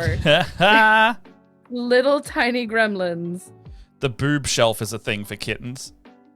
Yes, it is. It absolutely is. I was told that I ruined ruined her cats because I have the largest bosoms of out of everyone in the family. and then out of everyone. I was about to say, and now they're expecting boob. Now they're expecting boob cushion. Yeah, basically. I was like, I don't have to lay all the way back for them to be able to sit on my chest.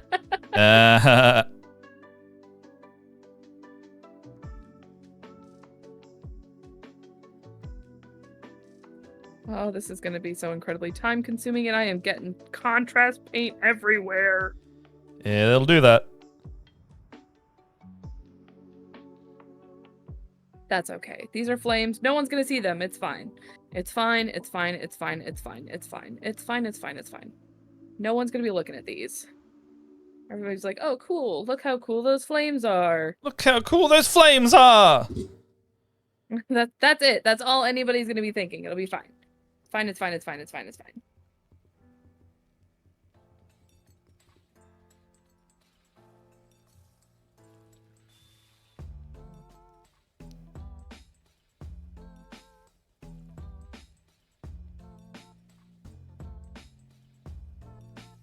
I remember as like a teenager painting fire the wrong way. Oh, like yellow on top, not black on top? Yeah. Well, I don't do black on top.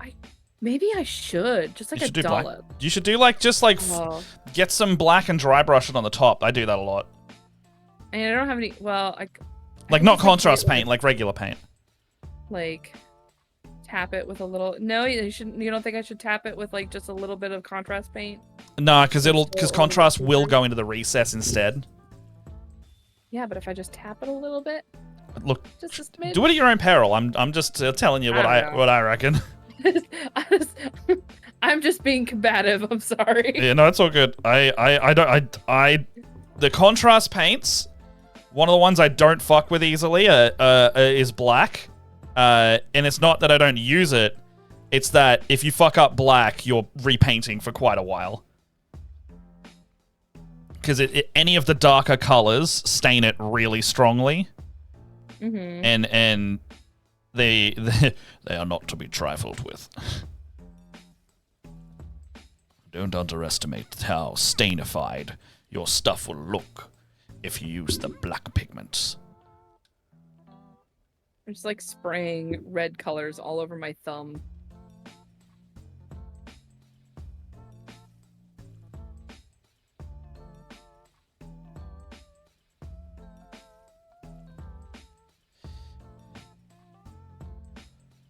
Yeah, just cover it in Nuln oil.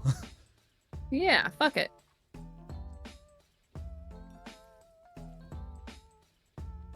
So she will be, and then all awkward until I recline or lie down, and then she hops up off the chest.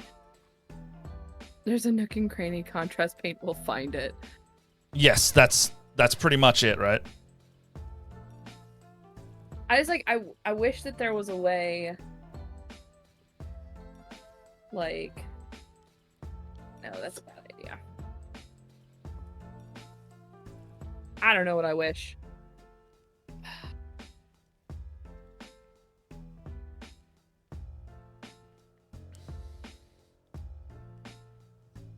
Hilaria, I also have a cat that's like a full-grown cat that wants to sit on my chest. Like if you are the comfiest, if you look like you're the comfiest human in the entire house, he will come and sit on your chest.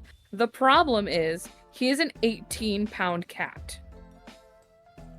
And he has very tiny dagger feet. I don't know what happened with this cat. It's not like this cat was like super fat. I will be he's not He's fat. Just a big boy. He has a lot of skin. Like, he looks like he was really fat and then lost a lot of weight. Oh. Is he an adopted he's just one? Got, like, yeah, he's an adopted one. And so he's just got like this, he's just got huge flabs of skin. And then these tiny little baby kitten feet. I don't know how this cat, I just don't know. This cat is just... I don't know how this cat exists. He's just got these tiny dagger feet, and when he comes to sit on you, or he wants like snuggles, or he's gonna give you little biscuits, you're just like, oh, this is so cute, but it is so fucking painful. These little tiny dagger feet. It's like, oh buddy, I love you so much, but this is the most painful experience I have ever experienced. I just want to provide you with love, but you are getting hurt. Yeah, he's just like completely, he has no idea. All right, Scyther's doing all right. I need to make this mix again, which is making me a little nervous. I'm gonna paint the head while I still have the original mix. I'm like sitting over here, like trying to paint as fast as I can. I didn't realize that we still have 40 minutes left in this stream. Like, oh, okay, I can take my time. Yeah, no, you're good, man. Also, I just want this experience to be over. What experience? This experience of working with contrast paints. I'm so stressed out right now. You're okay. You said the file looks good, right? I think so. I think it looks good. Does it look good? It looks good. It looks all right. It's yeah, it looks great. Happening. Put some like yellow on the base there if you need it to pop a little, and then you're good. There is yellow on the base. That means yellow. Oh yeah, it's blending well then.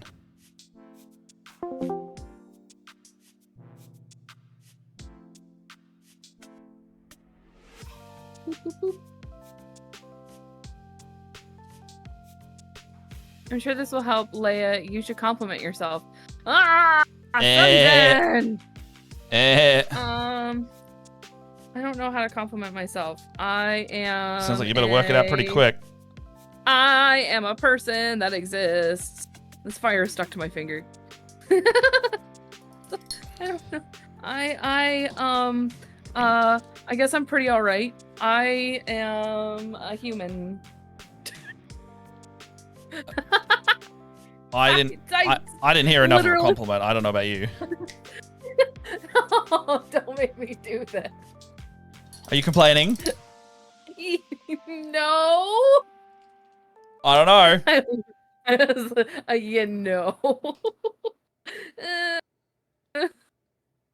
Oh, I think some Gen agrees. That means you might have to start again. I am pretty alright for a human being since oh god, what am I doing? I feel like I'm sweating. I don't know how to say nice things about myself. Well, you're still gonna do some, so. I'm an alright human being as far as human beings are concerned. I paint pretty good. You do paint pretty good. I can do things with paintbrushes. I paint tiny people. I painted a really good half-orc today, actually. I did a good job. Even the person who commissioned the half-orc thought it was really good, and the player thought it was really cool, so I'm very happy. He's a good boy. He's a very good boy. Hey, there we go. Hey. Like, ah! Alright, I'm gonna go hide now. And by hide, I mean stick my nose in my painting and forget anybody else exists. Hey! Chat looks to have appreciated your compliment of yourself. Yay! Oh, thank you, chat. Compliments are very hard for myself. I am my own worst critic. Let's be honest. We all are. But I think that's, yeah, I was about to say, like, I think that's like an artist problem though. Like, how often do you think, what the fuck am I doing? Frequently. Like, holy crap. Leia, how many flames do you have to paint? Not including the ones that I'm started. 1, 2, 3, 4, 5, 6, 7, 8, 9, 10, 11, 12. I have 12 left. 1, 2, 3, 4, 5, 6, 7, 8, 9, 10, 11. Yeah, 12. I have 12 left to paint. Why?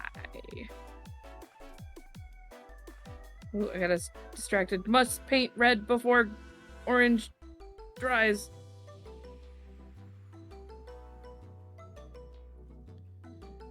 I've never seen a Tyranid in green, and it's kind of weird, but I dig it.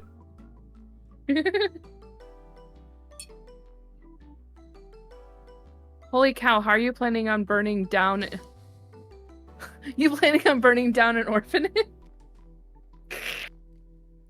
Not presently. But you know, it's only 10:30. You know, the night is young yet. Yes, to any FBIs listening to our stream, we are definitely not looking at doing that. Kevin, mark it down in your calendar that we are not doing that. No, so, I don't know if you were here, Baron Snowhand. I have these really cool arches. Hold on, let me finish this little yellowy bit here. And I will show you with some of, I think I've got a couple of dried ones here. I can show you. So I've been painting terrain tonight. I got these really cute, like, orangey freckles on my hands. They look so cute. They look so cute. They look so cute. Like my Valley girl. I do. I've unfortunately known too many. Stuck to my finger. Okay, so I have these really cool doors. So these are for tabletop stuff. Ugh. Sorry, trying to clean. Cover my stuff. Okay, so I've got these really cool doors. They like open and stuff. They're very, very cool. And then these little flames get popped in here like so. Boop boop. And then they get, oh my god. What's up? They look great. So cool. Yeah, dude. They look so cool. Oh man. So I still have to paint the actual doors. That's why they're gray. This is just like the base color. But I have 1, 2, 3, 4. I have 4 of these big archways here, so they need 2 each. And then I've got a couple of them downstairs that like I've just been like putting off painting these little guys just because I have. So I've got a bunch of these ones that have empty braziers. So I'm going to finish them, get them all painted up. Fires for all of my cool little my little things. Oh no, I don't have any up here. Oh wait, nope. I say they're like really cool. They're like all magnetic and stuff like that, so they like magnetize to the cool little bases. It's very cool. My partner is awesome. And then these are, so those are these all were printed with using our filament printer, so that's why they're slightly liney. These are older prints, so not as good as some of the stuff that we print now. And then these little clear flames we did with some clear resin in our resin printer. Nice. So they are turning out pretty cool. Me gusta. They're also hollow because the person who we got them from was like, oh, you can put like little LEDs in them if you wanted to like have LEDs so they like actually lit up, which is very cool. I wish I knew how to do that, but I don't. So they're just going to be little hollow flamies.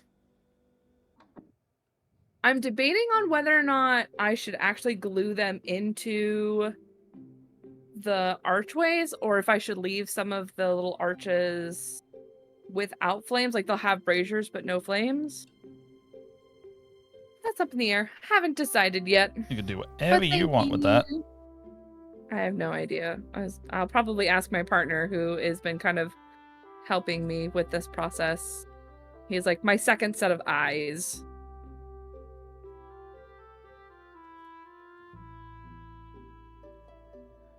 Okay.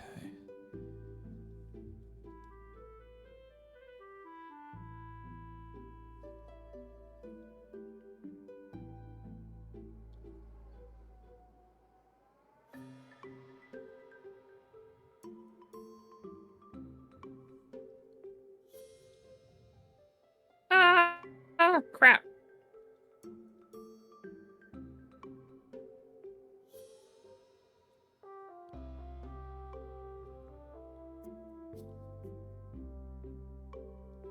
Okay. Samjan's like, I'm actually playing some LEDs right now. Ooh.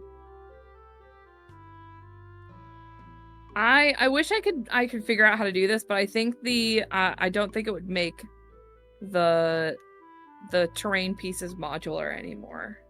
Like if I were gonna put LEDs in, I think we would need to like attach them to an actual base. So it would be like a piece of floor. Yeah, it'd be like a piece of floor with one of the arches attached to it. I haven't figured out wiring yet. It's also one of the reasons why I haven't done that. I've got a War of the Worlds diorama that my dad got me, and same thing. I haven't touched it. Well, I really want. It's got like some clear dome stuff because there's like the cool tripods. Yeah, yeah. And they've got like some clear bits in them, and I'm like, oh man, it would be so cool to put some LEDs in here, but I don't know how to fucking do that. Yeah, that's fair. Because I am not a technical. There's a reason why I have a tech person in my life, so he can do all the technical stuff. Like I had somebody ask me like some technical questions about my Lilith print, and I was like, Oh, speaking of printing, I got my printer kind of working finally. Yeah. Yeah. And I have printed 2 things successfully, and that is good because nice. 1, it happened at all, and 2. Even though the second print half failed and I started again, there was no mental breakdown, which is a plus. Yay! But hey, I feel like that's part of the process. Yeah, it's not dialed in correctly because it's printing like quite low resolution and I noticed on the bases that I printed it was they were quite like they did that thing where they go white afterwards a little bit. So I think they might be like overexposed or something like that. Or wait, they go. What color resin are you using? It's supposed to be. It's like Warhammer sprue gray. Generally, when we have parts of our resin turning white, it's because your alcohol isn't clean enough. Oh, I also saw on, or Jess saw and said that it can also be if your exposure time's too high, which it might be because we're using the settings on the bottle. But that I think might be for like an Elegoo printer because we're using Elegoo resin, and we found out that the Anycubics screen or the exposure on there is way brighter than that of the other printers, so we might have to turn it down that way. Well, I hope because I sent you those settings that my partner uses for our Anycubic. I hope those help. Yeah. I got rid of the old resin we had. If you could put metal pads on the edges of each modular tile and then touch the next one, and you could keep them modular. I put a photo of my LEDs in the Discord Tech Talk channel. Ooh. I have to click on that in a bit. Here's my mouse. Let's see here. Whoa, where's my mouse? Ah! Tech Talk. Show me the LEDs! Ooh. I don't know what this writing is, but it looks freaking cool. Let us have a look. The LEDs, I mean. I'm assuming this is the program that you're running. Yeah. Oh, I see all your bloody tech you keep ordering, some Jen. They're not pretty at the moment, but other than the microcontroller is watching the Twitch channel going live and then turning red with the when a channel I want to watch goes live. Oh, that's super cool. That's interesting.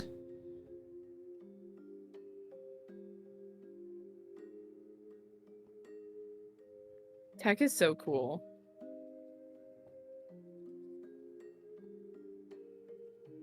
You know, is it us? Are we the channel you wanted to go live? Is it us? Are we the channel? Is it us?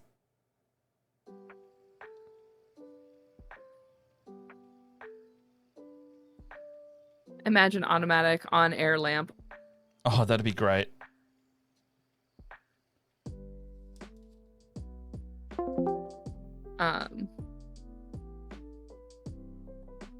Technology is awesome. When it's not catching on fire.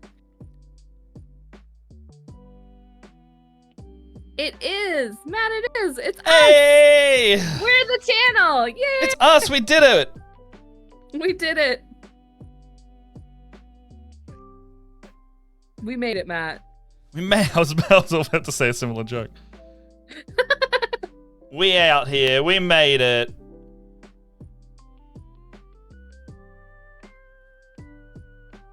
Alright. Oh, that went all up in the feral, didn't it? Love that for me.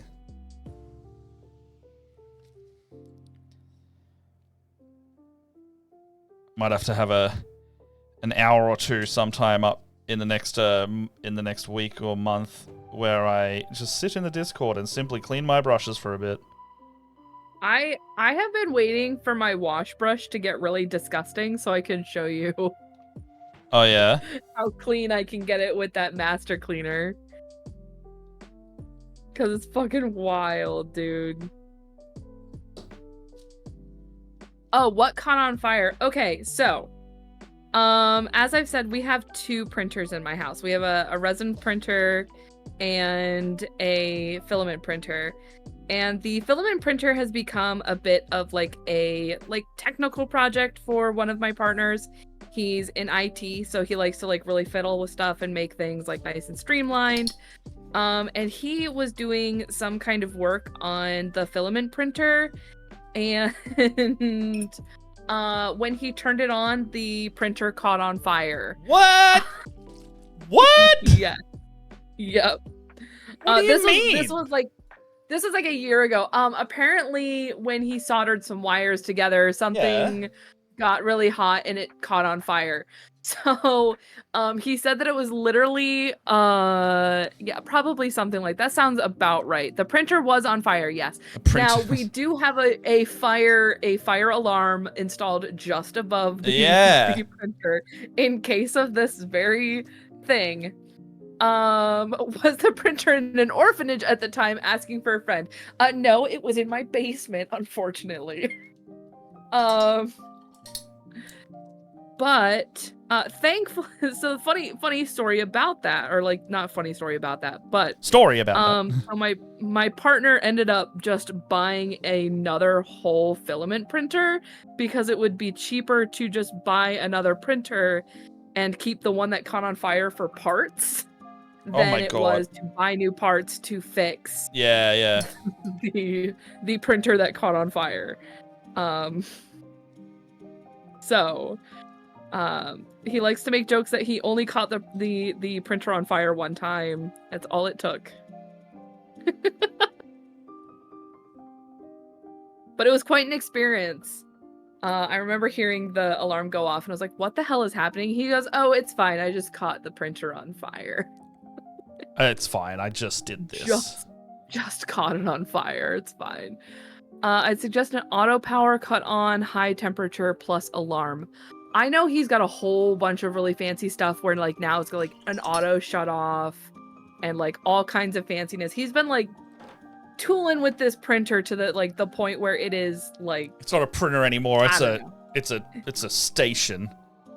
It's like, it is basically a station. Like, I don't know, Matt, if I've ever taken pictures for you to show you like we literally call it the lab.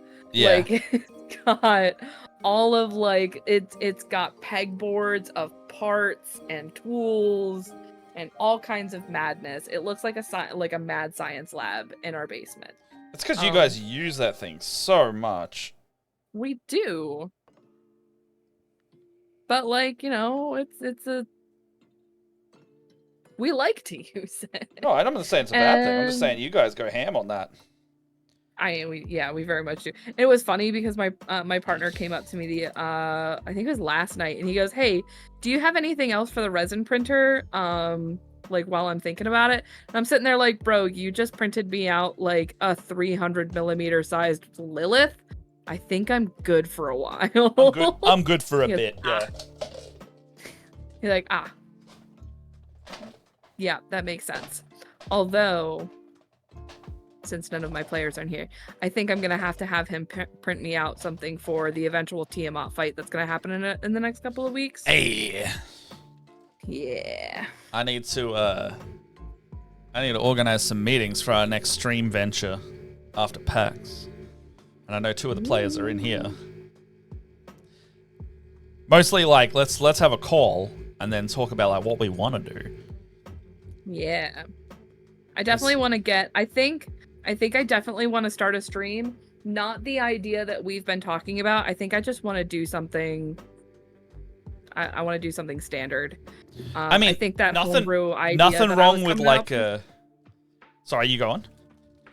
Oh, I was just gonna say like I loved that homebrew idea I had, problem is like I got to a point where I was like, I don't know where to go with this. I reckon it was a very ambitious idea. I think, yeah. And even the ambitious side of the OBS stuff I also wanted to do would have been very hard. So even if we run something easier, I'd be totally down. And if it's in your evenings, I could finally play a game. I'm gonna keep the idea on the back burner. I don't think it's a not. I think it's a not do. I think it's a when you're confident with running it, and I can work out how to do the fucking crazy OBS stuff I want to do, because that would require like 3D modeling tools and camera sources. Yeah. Anyway. So I think as ambitious as it was, I think we put that to the side. I want to run something cool though. I just want to like have fun and fuck about. Yeah. The Baron Snowhand, who were you asking with that question? I was going to say, nothing wrong though, Leia, with running a pre-written book as a you just shorten it down for a Twitch format. Oh, for sure. Honestly, like I would love to play like a modded. We all know how much Leia loves Tyranny of Dragons. I've never finished that. And I honestly like I love the premise, but the way that the book is executed is fucking dumb. Oh yeah, there is a lot of. I have a serious problem with some of the just run random encounters until you progress to the next chapter parts of that campaign. It's not that. I actually, I think I was able to make that fun for my players, with some just kind of some cool. I also had like some very intriguing characters, so they very much liked that bit because they got to like infiltrate with like the cult and stuff like that. My problem is the sheer amount of focus on Waterdeep's political. Oh, see, I love that stuff. That's my jam. The guild stuff that like doesn't make any sense to me. Oh, you mean like the factions type stuff? Yes, the factions, not guilds. Yeah, the factions can get annoying, but I was gonna say Baron said both of us. Oh. What campaign are we running? Well, I think if you're asking about stream, I think we're still discussing what we want to do. Yeah, I don't think we've said what it is yet, though. So if you say as much as you want to say with that. There was an idea that I was kicking around in my head for a while that I'm gonna still keep under wraps and be like a little secret project. But it would be completely homebrew. For that. That is a totally different bag of beans. But I would love not on stream currently. Okay. I have a home game that is I'm calling it Tyranny of Eberron. Because it's Tyranny of Dragons, but I altered it to make it a Eberron camp. Well, it's half Faerun, half Eberron. I told all of my players, except for one, who was my little secret spy, I told all my players to make Eberron characters. And then in session 1, I threw them into Faerun. I was like, oh, some timey-wimey elemental craziness happened, and now you guys are all in Faerun. And my secret spy was my Faerunian character. He was like the one who had all of the information about the Faerun kind of campaign style. So we started with that first encounter in Greenest. Oh yeah. Where you like fight the dragon and all that jazz. I had them run through the first half of that campaign in Faerun, and then when they got to like the end of the campaign, I was like, oh, this portal opens up. Tiamat opens this portal and she goes through with all of her followers. And my players had the option to like, do you want to go back? And I even like proffered to the Faerunian character, do you want to go to Faerun, this completely other universe? And he said yes. So now they are all in Eberron. They just hit level 15. They are prepping to go fight Tiamat, but I am taking this campaign to level 20. So I have some fancy things up my sleeve. I'm very excited. Yeah, nice. It's extra fun because like in Eberron, dragons aren't really a thing. So having a dragon just be like, "Ha, surprise!" would be terrifying. Like the biggest thing about the dragons is like if anybody knows anything about the lore of Eberron, he got killed, right? Eberron was created by 3 dragons. And that's like basically it. And then they're like, "Oh, dragons are just like myth. They're legend. Like they don't really exist." Yeah. And all of my players are like, "No, they exist and they're terrorizing the countryside."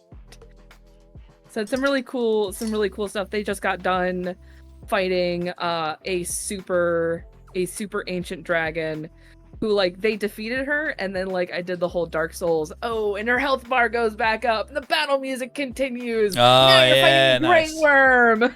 I did the in my Avernus campaign with the Split the Party cast. They just did the area that has Tiamat adjacent stuff in it.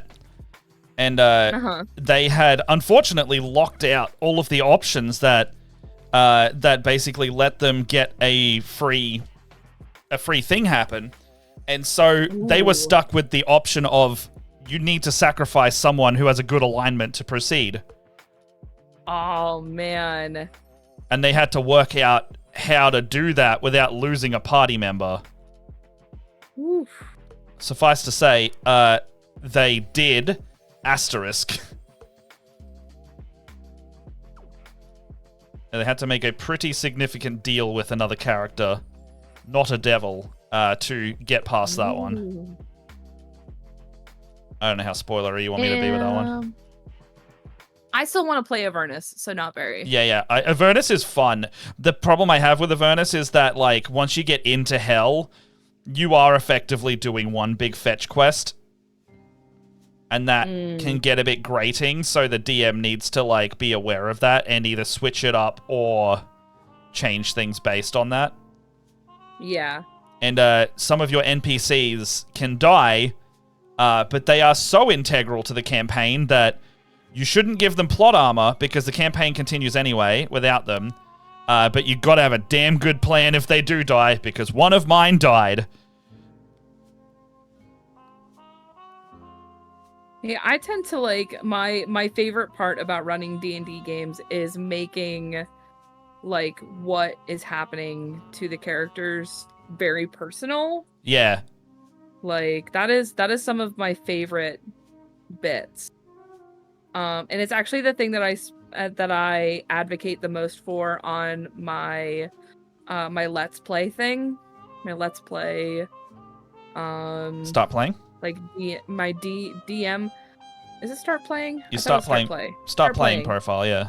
Your DM hire one. Yeah, my DM, my DM for hire essentially, is that like I build specifically campaigns that are based around my characters. Yeah, like, that's very important to like make sure the characters know that they're like involved. Yeah. Teleria says in background setting up running public access but not streaming it, as we are learning a new system to do it, but I have been asked about the running another setting using same mechanics and possibly streaming, but given it's horror, unsure who would watch. I think you just stipulate that it is horror, and people who want it support you will be there. Like I know we had a pretty good following. Band of Badgers ran the Vassin game. Yeah, that was horror-ish. That was horror-ish. The same community turned up. As long as you like content warning all the if you got a bunch of triggers in there, then you're good. Yeah, L had this really great way that they had like some LEDs behind them. Oh yeah, the red light. And they were like, okay, so, and they like prefaced at the beginning of the game, when this LED thing behind me turns red. So like if this is so yeah, as I about to say, you and I can literally demonstrate this. There we go. So like they would keep like so green, so everybody can attend. This is a totally easy. I look so good in this green. Oh my god. You should change it to green every now and then. It's too bad that I can't see anything. And then if they turned everything to red, they're like, okay, this is like gory. We're gonna get into like some like blood and gore.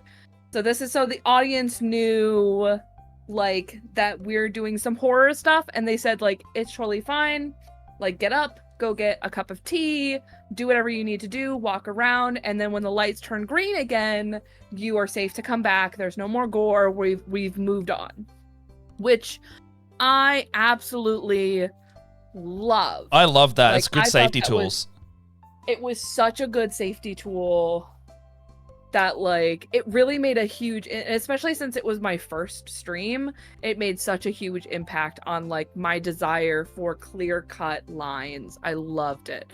I don't think I could have asked for a better starting like streaming experience than with Band of Badgers. If you guys aren't following Band of Badgers, go follow them because they are just some really good beans. They are just amazing. I'm gonna just spruik them for a real quick second because I absolutely love their community. They're also really good mates of ours generally. That's how you and I met. Yes. Yeah, that's actually how Matt and I met, and I will not stop reminding Dave that that is the case. Yeah. It's like, this is the reason we do this. The crazy CR set. Also, can I just rave about the crazy CR set as well? So good. BRB pallets arrived. Like the critical role set, do they have a safety tool thing as well? Oh. I didn't know that they had a safety tool thing. Probably with how like I haven't seen much of this stuff recently. Probably do that on my set actually as well, because I also have color changing bulbs for chapter 5. The horror is brought in by players, not the DM. Hard to explain, but basically I give the mystery, and when the clues are found, described, the rest is literally all player narrative, and this is minimal dice rolls. Okay. I don't think it's specifically a safety tool. Oh, they're just talking about like the lighting for Critical Role. They have amazing lighting. If you like custom lighting, you're gonna be fucking loving something coming soon for us then. I was gonna say, like, you like ambience, Chemel, you should go check out Split the Party's new stuff. We haven't, it's not out. Ain't out yet, ain't out yet. Hold on, I was getting there. All right, yeah. Like some of the posts on Twitter that Matt has put out for some of the sneaky peeks for season 5. Hold on, I'll give you a little preview here. Check the live chat channel real quick. I'm gonna dump some stuff in there. So cool. You can have a little preview. Here you go. Because I've been editing all week, and I'm gonna be editing later today. That's the one color. Well, I'm just gonna say, Leia, you haven't seen this one. I haven't seen this one. You have not seen this one yet. Because I have full mood changes in this thing. You check the ones that you posted on Twitter. If you're not in the Discord, you want to be in there right now. If you want a little picture preview of chapter 5, give me a sec. I want to see. Where's my Give me a sec. All right, so you got this cutie for one. So you got this cutie with his stained glass window. You know, pretty cool, pretty good, right? Pretty nice. And then you got these guys. They're pretty cool. In there, you know, that's pretty nice shot. I like that. Ooh, I like that shot. And then you got oh, we haven't done a lot of lighting changes yet. And then you got this shot, you know, from these guys. It's pretty cool. It's pretty nice. I like that.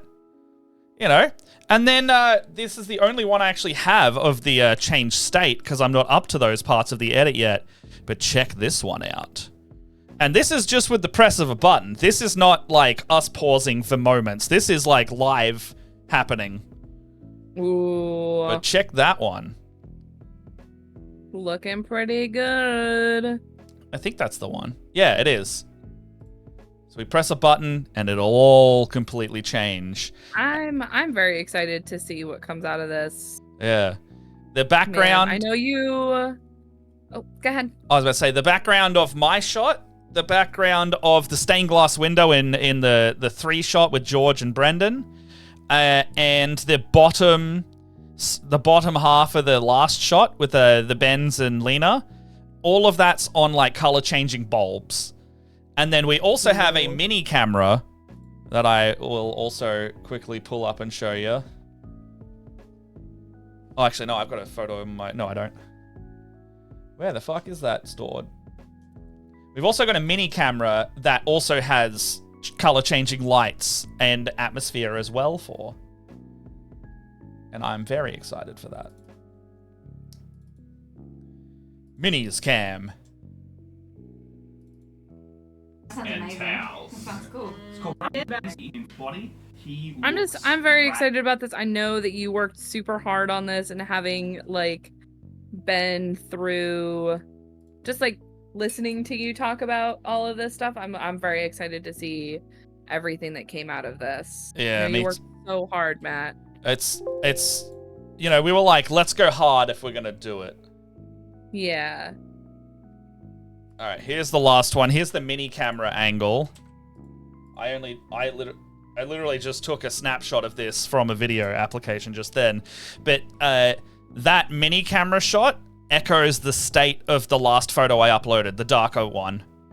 Oh, that is so cool. Matt, it looks so freaking cool. Yeah! Holy shit. And so the lighting on that scene, by the way, moves. Mm-hmm. Like, do you see like the reds and the greens on there? That looks supposed to look like fire, and it does. Ooh. Yeah. I was like imagining that video you took where it was like, I feel like, what was it, like purples and stuff like that? Yeah, same effect. It's just we had set it to reds and greens at that point. Oranges. Yeah. Oh, that's so cool. Yeah, and we've got like there's like a fog effect that we had in there as well. So there's like you can't see it in that one, but there's creeping fog on the table as well. So let me we ask went freaking this. hard. If we were to do a mini stream, yeah. Chat, what would you guys want to see? I can't do that easily on that chat. What?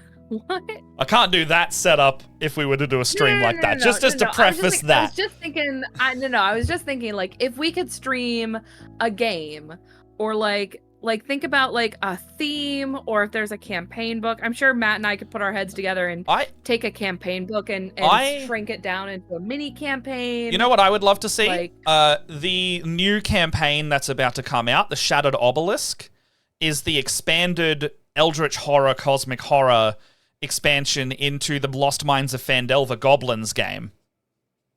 Okay. And so we could totally skip or we could see how it's changed. The Lost Mines of Phandelver, and then go from there, level 5 to 12, into the... I think it's got, like, illithids and mutants and stuff in it as well.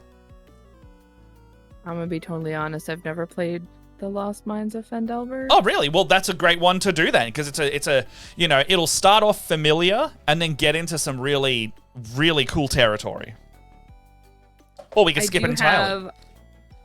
I've got the new Essentials kit that just came out, the Storm Wreck? Stormwreck Isle. Yeah. Dragons of Stormwreck Isle. Yeah. They released that to then be able to pull back and do the updated version of Phandelver. But that comes out next month, and I really want to play it. And I also want to play it because my DM for Hire group has bought the Platinum Edition from Beetle and Grimm. So I'm going to start advertising to play that campaign with like the premium kit. And yeah, I don't know. If you do a stream of it, I could set up a map camera with the premium tokens and things. A little table behind me or something. But I thought you said you want to play. What? No, I've got 2 cameras, Leia. You play and tech? Yeah, I'll tech. Oh, I mean, I would probably be OBSing it if I did that. But I've got the Stream Deck. Like, I can just press a button and swap the cameras over, you know? True. Oh, I'm on my last 2 flames, and it's perfect because it's 11 o'clock.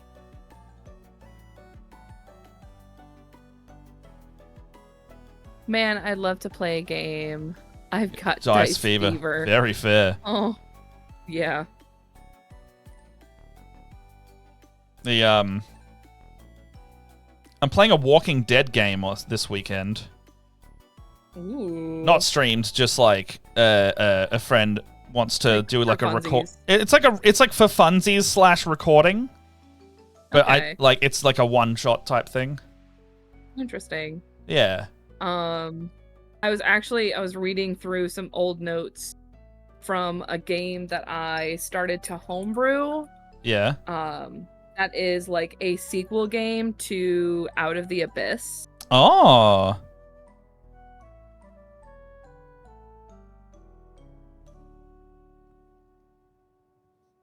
And I was like going over and reading that. I was like, oh man, I missed this fucking campaign so bad. It is like horror themed. I called it Daughters of Undeath. Oh, interesting. Very cool. That would be cool if I would have to. I was about to say, if you want to do something easy, just do like a pre-written, see how you go with it. Yeah. Because pre-writtens typically need less prep, and if you want to run a pre-written with any of the materials I already have, you'll already have all the maps. Be pretty cool. We'd have to talk about it and see what we feel. Let's have a little chitty chat then. We'll have a little chit chat. Little chitty chat. All of my little fires are done. I just need them to dry so I can put their little black tops on. I totally forgot that I had a drink over here. Duh. Make sure all of my contrast paints are closed. I do like these for clears. They're good, right? For anything translucent, they work really well for. So nice. Look at this like cute little fire. He's so cute. Nice. So cute. That's a good little guy. What time is it? Oh fuck! It's 1 o'clock. Yeah, that's why I was saying that. Like, I finished just in time. Oh, I was starting like a new set of armor plates and everything. No, my dude, we're done. We done? Oh Time man. to go home. All right, I'm just gonna quickly do this then, because I don't want to leave an unfinished spine plate. Yeah. Ooh, do not drink the cursed. That looks like cursed fruit punch. Look at this fruit punch looking shit. And this is the drink I have. This is dangerous. It's like, I think, can you see inside of it? It's like the same fucking color on the inside. Cursed punch. Oh, what is that? Is that like a Powerade type thing? It's a body armor. It's basically yeah, kind of like Powerade, but it is coconut water based. Okay. It's a sports drink for today's athletes. Natural flavors, natural sweeteners. Oh, natural sweeteners, no colors or artificial sources. Marketing. It's strawberry banana. It's my favorite. It's very good. It's fair. I'm not big on coconut water.